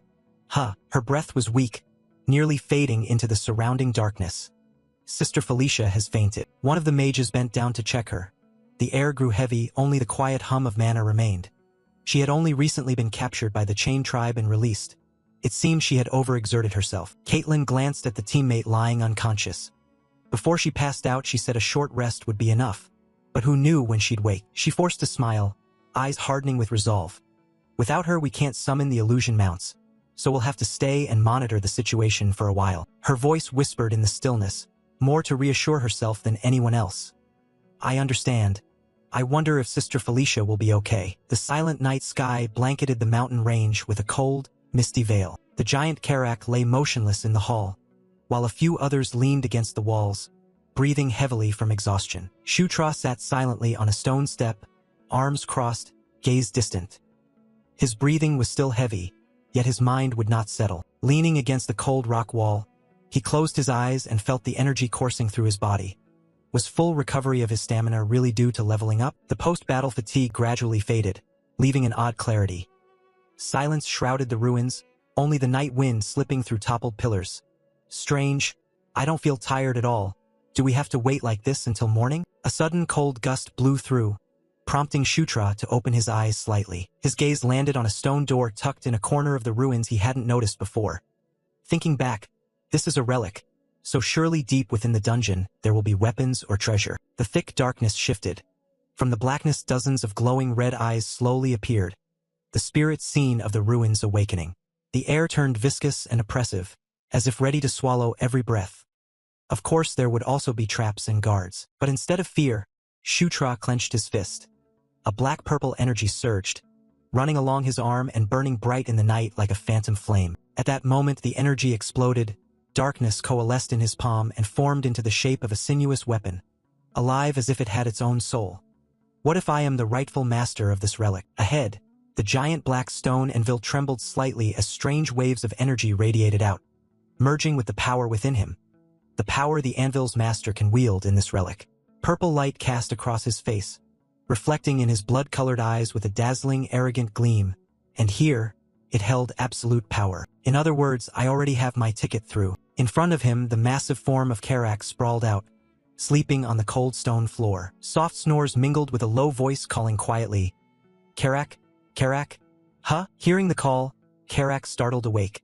Shutra was already waiting, a mysterious smile on his lips.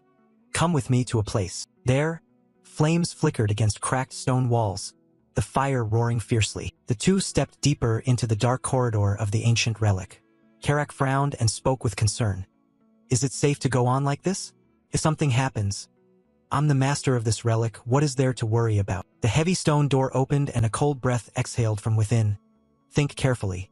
This is a relic, of course there will be top-tier weapons. Indeed. Suddenly Karak froze, eyes widening in terror. From the darkness, a colossal creature slowly emerged, its body clad in heavy metal armor, razor-sharp claws scraping the stone floor with a chilling sound.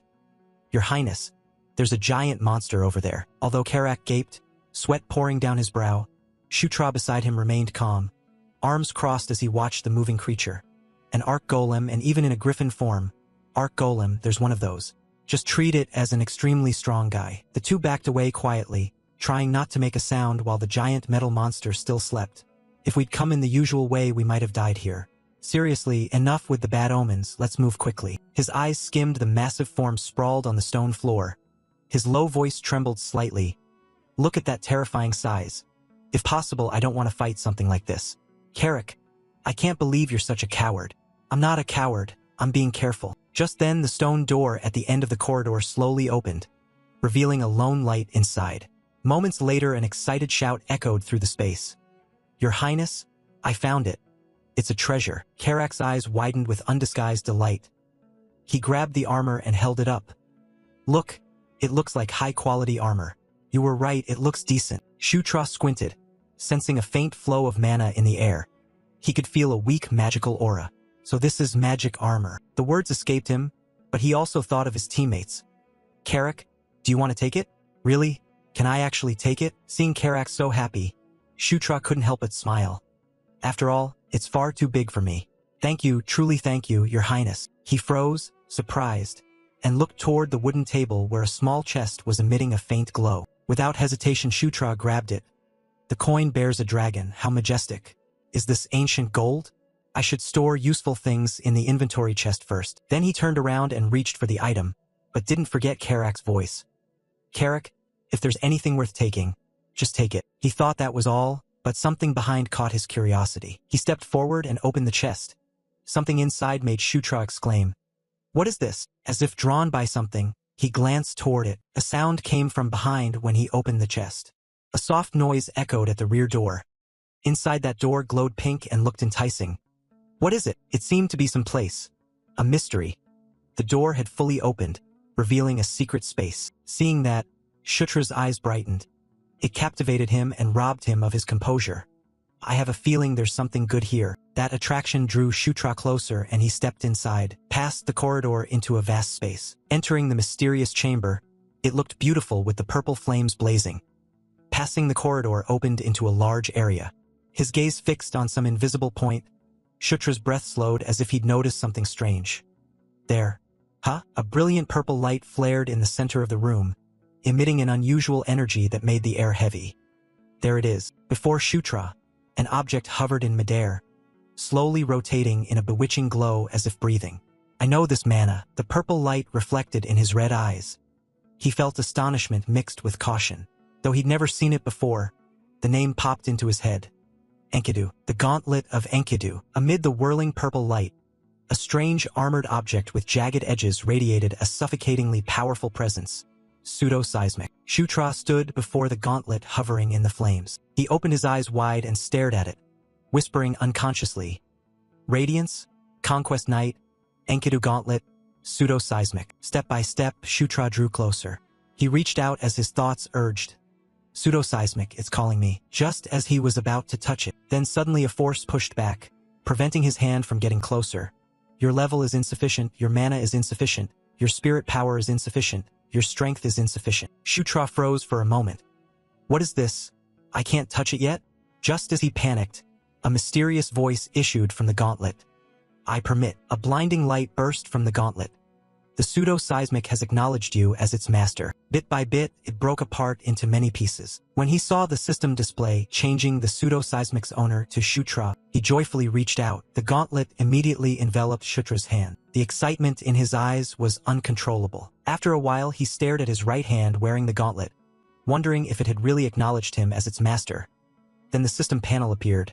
Strength plus 10, mana plus 10, stamina plus 10. Seeing those lines, his mouth fell open. My god, just an item can boost my stats this much. Shutra did the math in his head. Imagine once my level actually increases. He immediately broke into a radiant smile. Wonderful. His heart filled with exhilaration and he thought proudly. This item is even better than I imagined. The Enkidu gauntlet. Suddenly Karak, who had somehow been standing behind him, called out and startled him. Your Highness, what was that just now? Shutra was so shocked he stammered. Karak, since when have you been there? He nonchalantly replied, I saw the whole thing, even when your Highness made the gauntlet vanish. He scratched his head. So you've seen everything. My mind's in knots. Damn, it would be troublesome if this leaks out. Fortunately, he only stroked his chin and nodded. I don't know what it is, but if this gets out it would be quite problematic. Karak pounded his chest with his fist and affirmed, Don't worry. This stays between us, right? Even with a sword at my throat, I'd keep your secret. Shutra's heart swelled at his loyalty. Karak didn't make a big deal of it.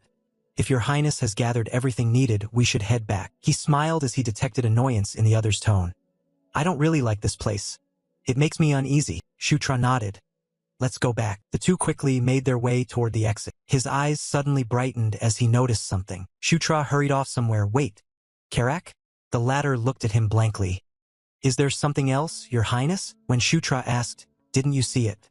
Karak froze. See what? He pointed to the glittering jewels in a corner. That's exactly what we need right now. Drops of medicine were administered to the unconscious girl. The magical potion quickly took effect, radiating a blinding glow. Felsia slowly opened her eyes. Shutra cradled her gently and asked, Sister, do you feel any better? She barely moved her lips. Shutra. Caitlin knelt beside them and burst into tears. Thank God. Sister, you're really okay. While Felsia hadn't fully grasped the situation, Caitlin, what happened? She wiped the tears from her eyes and explained to her sister that it was thanks to Shutra bringing the mana-restoring elixir here. Felsia, still dazed, sat up. The mana-restoring elixir? Where did that come from? Shutra spoke up. Have you forgotten where we are? Now she was fully awake. The ruins. Shutra nodded, yes. He grinned and pointed at himself. Don't forget, I'm the owner of these ruins. As if worried she'd overthink it, Shutra added, Don't worry, sister, rest now. When you wake your mana will be fully restored. Felsia suddenly called Shutra, and of course he quickly replied, yes. The elf maiden's cheeks flushed pink. Shy, she avoided meeting his eyes and whispered, Thank you. As dusk fell over the entire camp, the friends happened to return. Vandal, spotting them, brightened and said eagerly, At last everyone's back. He threw his head back and laughed aloud. I knew it. The prince and princess would succeed. Good job, everyone. A few deliberate coughs drew Shutra and Felsia's attention. When Felsia looked over, she couldn't help but speak up to the tall figure before her. Chris. He hesitated. About that. Unbelievable. A burly guy gets all red and shy just praising his sister. That was an excellent show, ma'am. Felsia kept her usual haughtiness and turned away. It's nothing special. Shutra watched the princesses retreating back and thought to himself, proud indeed. Chris didn't linger either and hurried off. Well, get some rest. We'll handle things here. Shutra, surprised at the prince's retreating back, asked, It's not finished yet? He turned and explained, Remnants of the Red Thunder tribe are still out there. Clearing them completely will take at least half a month. Shutra perked up at that. So I'll get 2 weeks off? Suddenly Caitlin leaned to his ear and whispered, Rest? Not a chance. The warmth at his ear made his gaze tremble. Yes. The princess standing before him smiled. Shutra, we still have work to do. In the vast forest, morning light filtered through thick branches. Beams fell onto the leaf-strewn ground, the air thick with moisture and the scent of wild grass. A thud rang out as Shutra's stomach took a heavy punch. His breath hitched. The punch had been decisive, powerful, and clean, delivered by a slender, delicate hand. Caitlin clenched her fist, eyes sharp. Shutra, if you lose focus now, you'll be in real danger. Shutra lay on the ground, sweat mixing with dust. He looked up at his trainer as she ordered, Get up. He thought to himself, I knew it would be hard, but this is too much beast fist training. Shutra remembered that afternoon after leaving the ruins, Caitlin had said the task was beast fist training. During the first 5 days, all I did was get beaten and bruised. After a week, I could finally see Caitlin's fist. Then, on the 11th day of training, the moment Caitlin's punch came like thunder. This time Shutra leaned and dodged. She smiled slightly and swung her fist. You've caught up? Haven't you? He parried and smiled back. Yes, after being pounded into paste so many times. They trained until nightfall. Perhaps thanks to the harsh regimen, both Beast Fist and Aura reached level 5, and Caitlin said, good. She wiped the sweat from her temple. At this rate, you'll be ready to enter the Divine Beast Fist discipline soon. Shutra widened his eyes. Really? Caitlin curled her lip in praise. Honestly, I'm impressed. I've never seen anyone improve this fast. Shutra felt a thrill. Finally, I'm about to learn it. The Beastkind's secret technique, Divine Beast Fist. Caitlin took both his hands. From now on, I'll teach you a new way to control aura. She warned carefully, don't miss any detail, follow me exactly. Understand? Shutra? He nodded yes. Their hands tightened together. A terrifying surge of power radiated out. Shutra closed his eyes and relaxed his senses. He could feel Caitlin's aura. His mind focused to the max. It pulled him along, like Beast Fist, yet different. He sensed depth in the flow of the aura. Aura is the essence of life. When driven to its limit, it transforms into soul power, conquest. A brutal power of dominion, the force to seize and subdue. This is true aura. Suddenly, the aura around them erupted violently. The system in Shutra's head popped up. Beast Fist leveled up. Aura leveled up. Caitlin opened her eyes wide and looked at him, incredulous. Shutra. She stared in amazement at Shutra's hands wrapped in aura. You actually did it. The system announced simultaneously. You have mastered Divine Beast Fist level 1. Shutra looked down at his hands. Divine Beast Fist and Seismic Fist. He clenched his fist. The aura around him gradually came under Shutra's control. This time the system announced, you have leveled up to 14. Shutra couldn't help but smirk.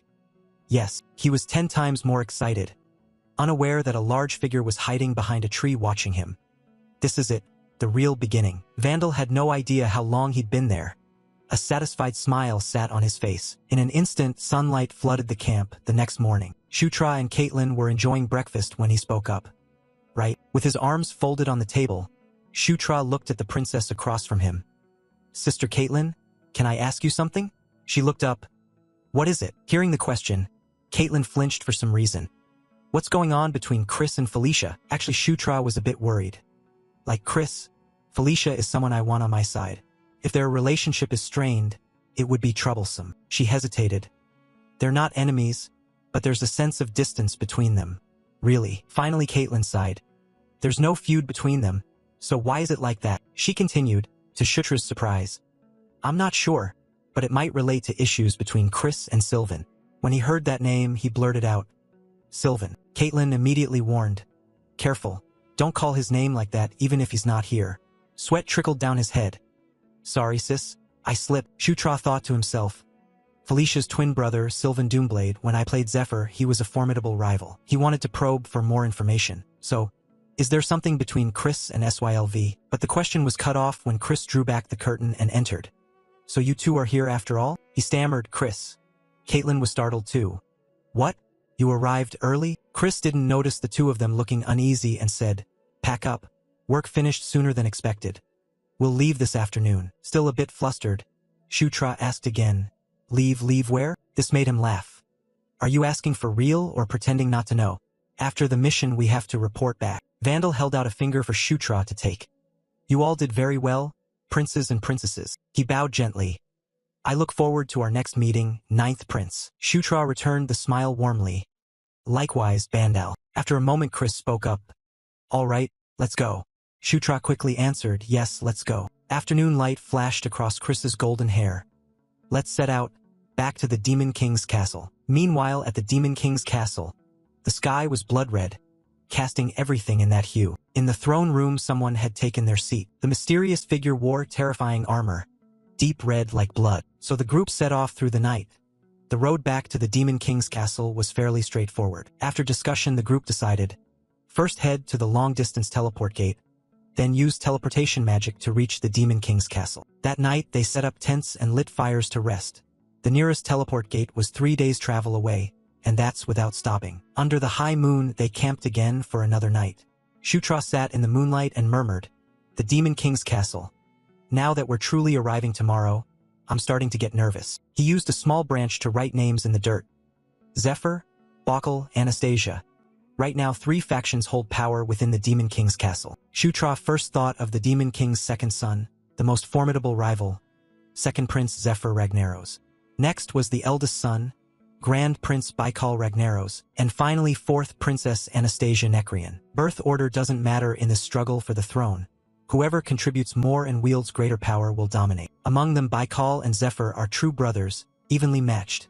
With draconian blood from their mother, their faction holds overwhelming influence. Still, if I had to pick who deserves the throne, I'd choose the calm, steady eldest brother Baikal. Shutra, not wanting to overthink, said, "It doesn't matter anymore, because when that day comes, everything will change." Shutra pressed his lips and vowed silently, "I must prepare for everything, piece by piece." He began calculating his next moves. First, I'll level up enough to master Seismic Fist. Then I'll fully exploit this new power. Suddenly Shutra said, "Royal Knight." The system immediately emitted mechanical sounds. Activating Royal Knight, an order for a knight had formed. When the system panel appeared, he was surprised. He thought it was just a normal summon skill. King's Knight level 1. Wait, isn't this basically a guild system? Shutra covered his mouth in amazement. Buffs, training, even summoning. This skill is overpowered. He grinned, ecstatic, level 1, and it's already like this. Imagine how strong it'll be at higher levels. Just then Karak approached and said, "So you were hiding here?" He barked sternly. "Why aren't you asleep, Prince? We depart at dawn, you need to rest." Karak reminded him again. "Come on, go to sleep now." But Shutra, still lost in his joy, said, "Karak, you arrived just in time." He flashed an innocent, radiant smile and asked, "Help me try this.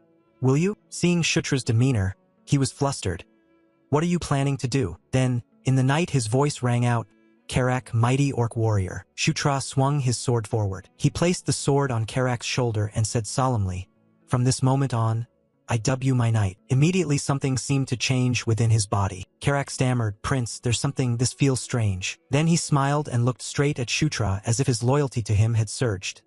At that moment the system panel appeared. Knight Commander Karak level 24. Seeing that, Shutra grinned excitedly and put his hand on Karak's shoulder. "Right? Perfect. This is exactly what I needed." He also looked at his own hands and marveled. "This power is extraordinary. But what exactly is this system?"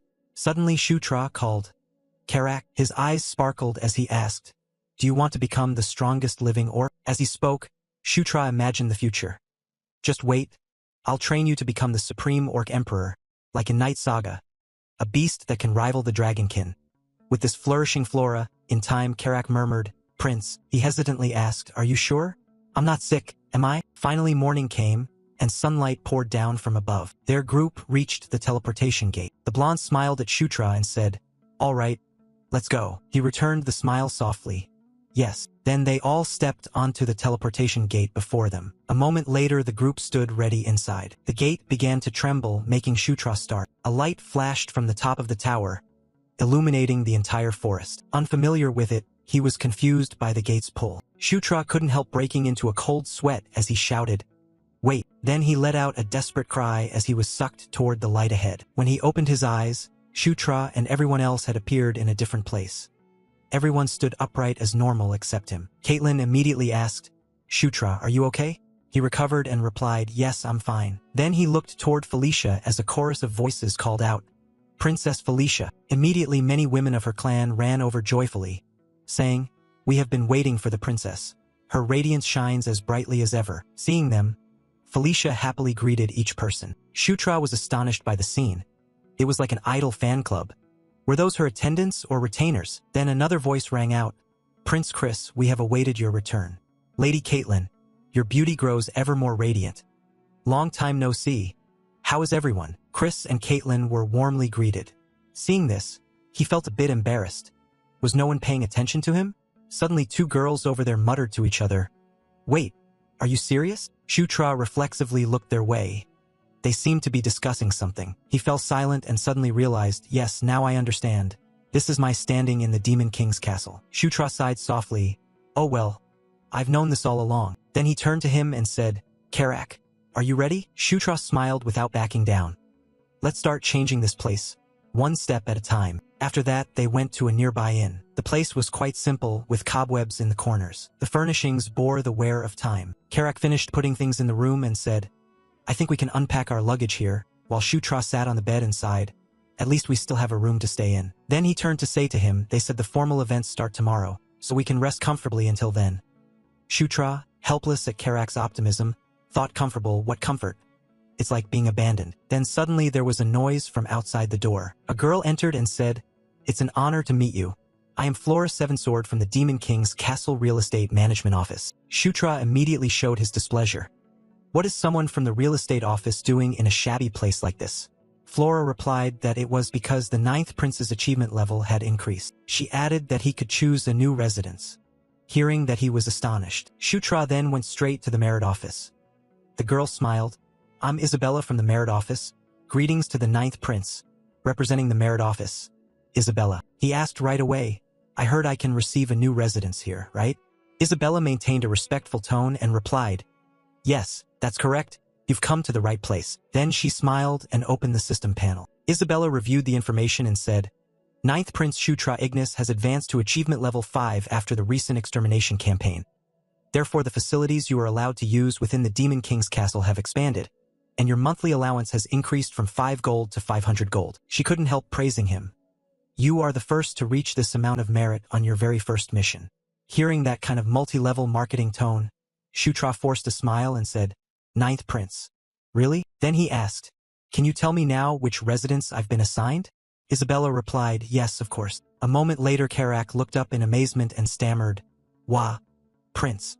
Before them stood a luxurious building. He was moved.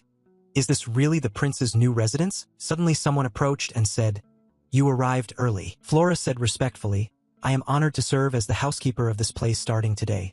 This girl is the same staff member as before, Flora Sevensword." Karak, puzzled, whispered, "What's going on? Didn't she just say she's from the real estate office?" Shutra smiled calmly and said, "There's such a thing as merit points, so I use those points to hire her." He also explained further, like reward points earned by accumulating achievements, basically that you don't need to understand. Hearing that, he marveled, "Prince, you've been speaking strangely lately." The next day, the scene here was still as gloomy as before. Karak complained to Shutra, "Prince, I keep needing to use the restroom. It's probably from being nervous, right?" Hearing that, Shutra admonished, "Don't talk nonsense. Just go use the restroom quickly." Shutra had changed into another elegant outfit and, equally flustered, exclaimed, "When you say that, you make me nervous too." Suddenly someone came up and said, "You two look really dashing." Felicia smiled and exclaimed, "Who picked your outfits?" Caitlin had changed into a luxurious evening gown and happily praised, "Just as I thought. It's Felicia, wonderful." Hearing that, she didn't deny it and said, "Well, it was worth the effort." Then Caitlin winked at Shutra. "You look very handsome, Shutra. It suits you well." He blushed and replied shyly, "Thank you. Both of you look beautiful too." She blushed and scratched her head. "Really? Thanks." Shutra, over there. Felicia turned away and murmured, "Of course." Then the blonde walked over, propped an elbow, and asked, thinking back, "This is your first debut ceremony, right, Shutra?" Shutra looked up when he saw him. "Chris?" The blonde smiled and offered a handshake, praising him. "You're the center of attention today. Show the entire Demon King's castle your best." Hearing that, Shutra felt less flustered and said, "Yes." Then the doors opened and blinding light poured in. Some might call it just luck. Faces from inside appeared. Every gaze focused on Shutra as he was about to step out, but everyone would soon have to pay attention to him. Then their group walked out confidently, smiling. He thought to himself that they would see him differently, the prince they once dismissed as useless. Finally they stood before the hall, facing countless staring eyes. The blonde looked up and introduced himself. "7th Prince Chris Moonlight. I present myself to the great Demon King." Above, a large shadow sat on the throne. Mitra's face looked cold and unreadable. "Demon King Mitra." The man beside him smiled and said, "I will now report the accomplishments of the princes and princesses." Below, Shutra tensed silently. Demon King Mitra, the father of all the princes and princesses of the Demon King's castle. He couldn't help clenching his lips. He'd forgotten. Pressure radiated from Demon King Mitra. He was the most fearsome figure in this castle. Shutra's whole body stiffened as he wondered, what is this pressure? He felt the other's sharp eyes on him. Just meeting that gaze made him feel as if he would disintegrate. Suddenly a gentle voice sounded, "Conquer." A brilliant golden light burst from Shutra's chest. A woman's voice reminded him, "You are a king too," and claimed that gaze as well. Silently kneeling, his mind echoed the command, "Conquer. Make that very authority submit." Hearing those words, Shutra immediately gritted his teeth and steeled his resolve. Then he raised his head and looked straight at Demon King Mitra. Shutra's eyes flashed with fearless light. That was the power of a conqueror. At the sight of his gaze, the Demon King also looked down. He suddenly spoke, Shutra. At that name, Felicia flinched. Both the blonde and Caitlin gaped in surprise. Shutra looked up, slightly surprised, eyes wide at Demon King Mitra. He looked down and, in a steady low voice, said, I look forward to your next achievements. Those nearby murmured, What is this?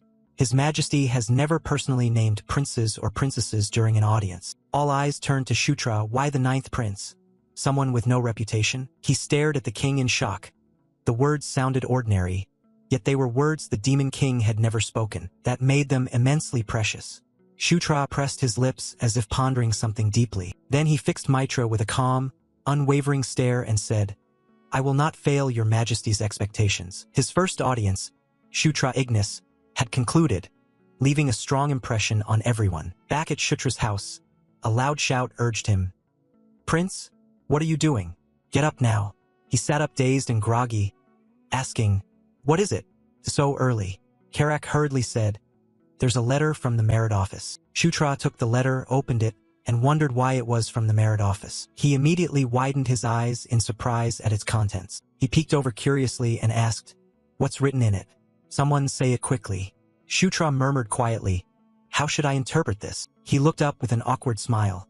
It seems the Demon King, no father, personally assigned me a task. Meanwhile, at 7th Prince Chris's place, the blonde smiled at the letter in his hand. Suppress the Cassius Pack. This is a monster hunting mission. The purple-haired one added, So you'll be going to the Anger Plains. Shutra raised a question. The Anger Plains? Isn't that where the Centaur tribe lives? She answered, Yes. You've been there before, the blonde continued. Suppressing the Cassius Pack is an annual event. He said apologetically, I wanted to go with you too, but we have other matters. The purple-haired one beside him assured him, It's fine. Shutra will do great. Then suddenly the blonde added, Also, Shutra, his face turning serious as he warned, A lot of people will be paying attention to you from now on. Both those who want to approach you and those who are wary of you. There will be plenty to worry about going forward. Shutra understood and considered this. I thought so too. I heard even Zephyr was never named during an audience. The blonde smiled to reassure him. If you need help, tell us anytime. Shutra replied, Thanks, Chris. He added, Before you leave, meet Princess Felicia. She has something she wants to give you. Shutra grew curious. For me? Night had fallen. A red moon shone across the sky. The white-haired woman took out 2 mounts and told them, If you plan to travel with centaurs, you'll definitely need speed. She touched them and smiled. Ride these.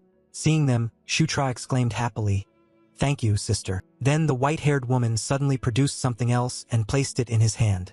And this too. Shutra couldn't help but ask, What else is this? In his hand lay a brilliantly glowing blue stone, the tears of the dark sylph. Shutra stared at the pendant in shock. To receive a secret treasure of the dark sylph tribe like this, normally I'd have to kill Felicia to get something like this. She murmured, The dark sylphs are a tribe of honor. They never forget favors or grudges. The white-haired woman embraced him with deep affection. Don't get hurt, and travel safely, Shutra. Shutra blushed, thinking he hadn't expected Felicia to do such a thing. Embarrassed, he said, I understand. Suddenly the surprise clearly flustered Shutra. Seeing this, he looked bewildered and said, Sister? She didn't look at him and turned away shyly. It's good that you understand. Seeing her demeanor, Shutra guessed, just as I thought. She's probably embarrassed. Then they stood on the teleport gate. Before leaving he waved, I'm off. Take care of yourself until I return. The gate activated instantly. The white-haired woman silently watched them disappear. Then she looked up and gave a gentle smile. They were then teleported to the Anger Plains. Both of them flinched, still unused to this kind of teleportation. Karak turned to ask, Are we there? Shutra, sweating, replied, Probably. Suddenly a voice sounded behind them. I respectfully greet the 9th prince. A girl with 2 black horns bowed with a polite smile. I am Karma, a ranger. I will be your guide. Shutra stared, embarrassed at her appearance, and said, Pleased to meet you, I'm Shutra.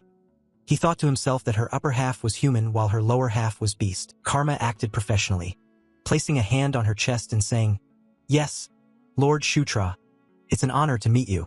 Seeing this, he mused that she might be of the forest deity tribe. Finally Shutra decided, Then let's set out right away. Karma's feet moved like a blade as she dashed ahead. She outpaced both Shutra's and Karak's mounts and said, "It will take at least 2 days to reach the Centaur settlement from here. I plan to travel with few stops. Okay?" He chased after her and replied, "Fine, I'm all right." As they went, Karma asked, "Shouldn't you have brought more soldiers?" Hearing that, the ninth answered, "The assignment came too suddenly, so it's just the 2 of us for now." She cheerfully told him, "Still, with Centaur support we won't be lacking in numbers." Shutra couldn't help but remark, "Pack versus pack." At that point he began calculating his next move. The remaining issue is weapons. If fighting as cavalry, spears might be better. Suddenly a sound came from afar that made them start and turn around. Shutra asked curiously, "What was that?" Karma immediately said, "Wait, let me check." Then she leaped off and sped away like the wind. A short while later Karma reached the source of the noise. When she saw it she was perplexed and said, "This is..." Below, a pack of wolves was chasing members of the Centaur tribe, the Cassius. Why were they here? Their faces were savage as the entire pack lunged forward. The man in front ran quickly too, but it looked like they were closing in on him. At that moment a Cassius was about to grab him. He startled and turned around. Then the man screamed in panic. Suddenly a figure rushed in and knocked the Cassius aside. It was flung into a nearby cliff, striking rock with a loud crash. The mount's claws slammed into the ground with powerful force. Shutra guided it to block in front of the man. He looked at the Cassius pack and remarked, "Looks like the welcome party's a bit early." Shutra's hand began to transform as he prepared to activate Seismic Fist. "But it's fine." He smiled confidently. After all, he was itching to get some action. Shutra shouted excitedly, "Bring it on, you mongrels." The man behind asked in astonishment, "Who are you? Are you a prince?" At that moment the mount's foot struck the ground sharply. It reared up, planted itself before the pack, and growled ferociously. Then it immediately lunged toward Shutra's position. Seeing that, he still smiled with contempt and said, "So you're the alpha, huh?" Behind them, Karma and Karak had run up. "Are you all right, Your Highness?" he asked anxiously. "You can't just charge in alone like that, it's dangerous." He immediately signaled to them, "I'm fine, just stand still and watch." Shutra then stomped on the mount's saddle to leap up. He sprang toward the charging Cassius, shouting, "Let's see what you've got. The beast fist I've trained so long." Magic began to gather in Shutra's hand. The Alpha Cassius let out an angry roar, fangs bared. He gritted his teeth, a light flashing in his eyes, magic power concentrating strongly in his hand. Shutra threw a straight punch at the Alpha, the Seismic Fist. The 2 on the other side gaped in astonishment. One strike from him tore that wolf into pieces. Shutra's face tilted down slightly, his sharp eyes fixed on the creature. The remaining beasts panicked and recoiled. They immediately tucked their tails and fled. He watched, bewildered. What was that? Shutra looked at his hand and wondered. Had the Seismic Fist amplified his aura? This destructive power was several times greater than he'd expected. He smiled with excitement. This almost reached Caitlyn level. After witnessing that, Karma immediately circled Shutra, praising him non-stop. "Incredible, Your Highness, you blew off the Alpha Cassius with a single blow," and the man also hurriedly spoke up. "Thank you so much for saving us, Your Highness." They then followed him as he introduced himself. "My name is Swift Wind, a scout assigned to escort you. From now on I'll guide you to the Centaur settlement on the Anger Plains." As they walked away, Cassius's body emitted a purple vapor that drifted upward. The Anger Plains, settlement of the Centaurs. Shutra looked down and exhaled softly. Finally arrived. For Centaur tribes lived on these plains: Storm, Gale, Flame, and Night. Among them, the Flame tribe was the strongest, and their chieftain also served as the supreme leader uniting the others. A large centaur approached. "Welcome, you've traveled a long way and must be tired." He introduced himself. "I am Savage Eyes, supreme leader of the centaurs." Shutra looked at the man and judged silently. Anyone who'd played Night Saga, Demon Region would recognize this name. He's unavoidable. He met his cold eyes and decided. Not an ally, but an enemy. Karak whispered into Shutra's ear, true to his name. His gaze is as sharp as a blade. Shutra didn't answer him but said, "I am Shutra, the 9th prince." Savage narrowed his eyes, staring at him with a probing look. Shutra fixed his cold eyes on him and said, "I want to hear your assessment of the current situation." They then entered the centaur's tent. Savage pointed to a spot on the map and said, "Honestly, the situation isn't good at all." 3 locations were marked on the map in different red symbols. The Cassius packs that should have been far north had moved south earlier than usual. He spoke gravely. "Scouts are now surveying the surrounding area. Some think a few Cassius may have been separated from their pack. Hearing this, Shutra considered the enemy. In the game, Savage Eyes is an NPC you can't recruit, never an ally. Savage folded his arms and continued. Over the next 3 days, warriors from all 4 tribes will gather here. When the alliance forms, we can crush those beasts anywhere. But he still hoped silently that this time things might be different. Shutra asked, "Understood, I'll wait." "Anything else?" Savange's voice dropped as he asked, "Ninth Prince." He questioned him seriously. "Is it true you shattered Akashus's skull with a single punch?" Shutra smiled calmly and replied, "Yes." He guessed that perhaps Savage Eyes might become an ally this time. Shutra smiled, raised his fist and said plainly, "If you wish, I can show you later." He thought to himself, just like how Caitlin and Chris became my allies. Savange's eyes lost some of their coldness as he looked at him and replied, "I look forward to it." Night began to fall in the centaur's tent. Those present all turned to look with curiosity. As he walked, he heard the murmurs around him. "It's the Ninth Prince, the one who smashed Akashus's skull with a single blow." Karak exclaimed at the sight like General Bandal before. "Fame really does follow you." Shutra laughed and said, "Of course." He acted confidently and smugly said, "It's all thanks to my innate charisma and virtue." Hearing that, Karak was speechless. Maybe I shouldn't have said that. Then Karak reminded him, "Rest now, Your Highness." Shutra was now lying inside the tent. He closed his eyes and lay there, snoring softly. Suddenly a light appeared above Shutra's head. He opened his eyes immediately, looking up in confusion. Shutra's arm had unconsciously activated, continuously absorbing a stream of some magic, the seismic fist. He anxiously touched his hand in shock. "What is this? When did it cling to my hand?" At that moment, a girl's voice rang out in the void. "Ninth Prince Shutra Ignis." Startled, Shutra raised his head and looked up. A little girl appeared, flying down from the air, saying, "I need your help." Seeing her, he stammered, Who are you?" The girl answered, "I am a shard of the Watcher Ankle." Her entire body was made of vines and leaves that floated upward. She looked down at Shutra and continued, "Green wind." He muttered after hearing it, "Green wind." Shutra immediately recalled the lore.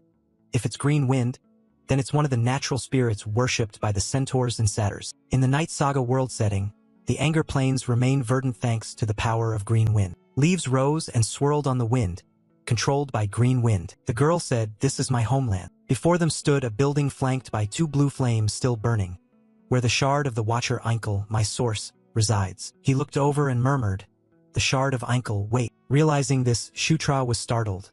The Watcher Ankle is one of the 6 High Dragon Stars. High Dragon Stars are divine beings in Night Saga that players can never confront. He stared at his hand, shocked by what was happening. I'd only just received Enkidu's seismic fist, and now the Watcher Ankle too. What is going on? Can't be mere coincidence. Green Wind said anxiously, "Prince, there's no time. Monsters from the north are descending toward my homeland." The girl continued, "Their goal is to steal the life force of the Anger Plains. They will destroy this place and devour my spirit." Green Wind assured him, "But you can protect this land." Shutra, hearing that, was flustered. "Me? My level is still very low." The girl blurted out, "Haven't you already obtained Enkidu's power?" Green Wind's hand reached out and activated magic. "Don't worry.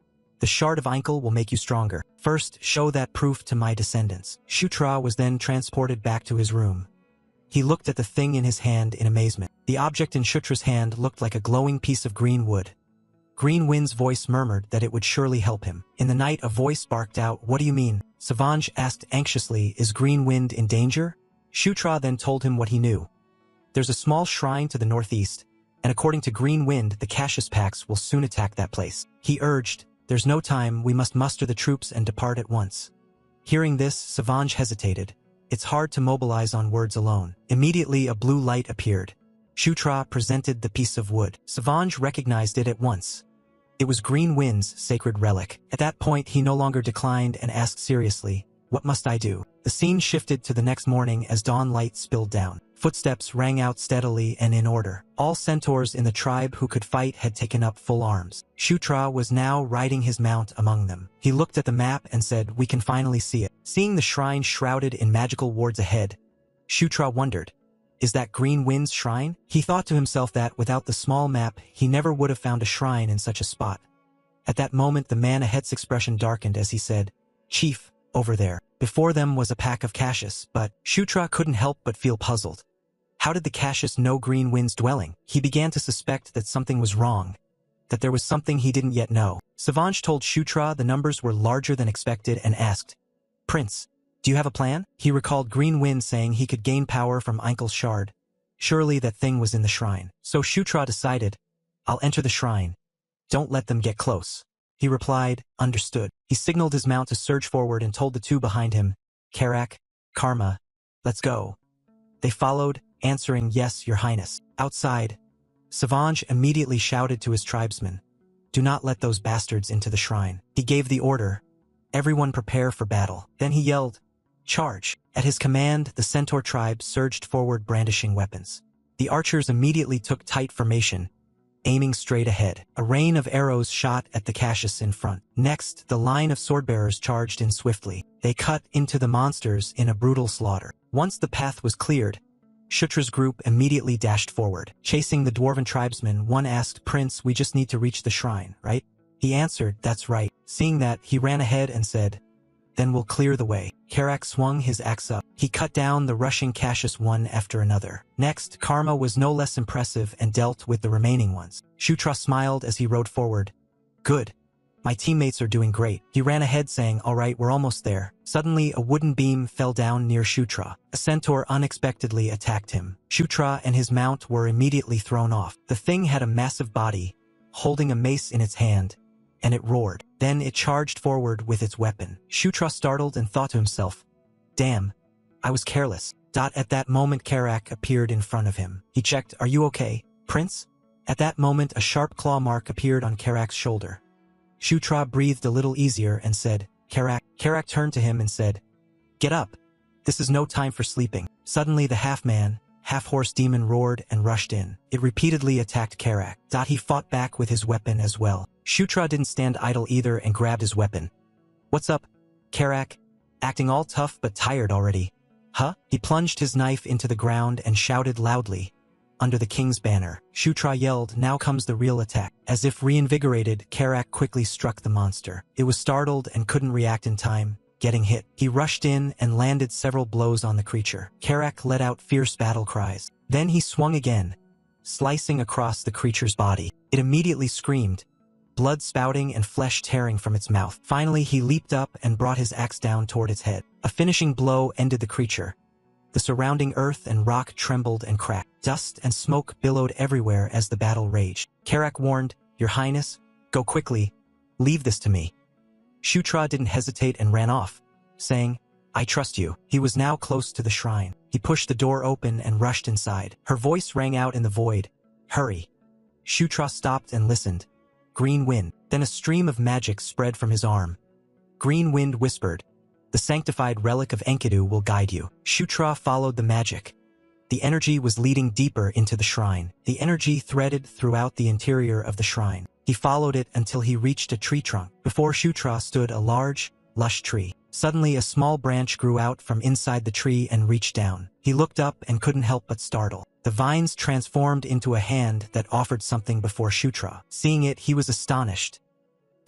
Inside was a clear stone encased by branches, the heart of the dragon. Shutra marveled at its origin. The magical power every dragon possesses, the dragon heart.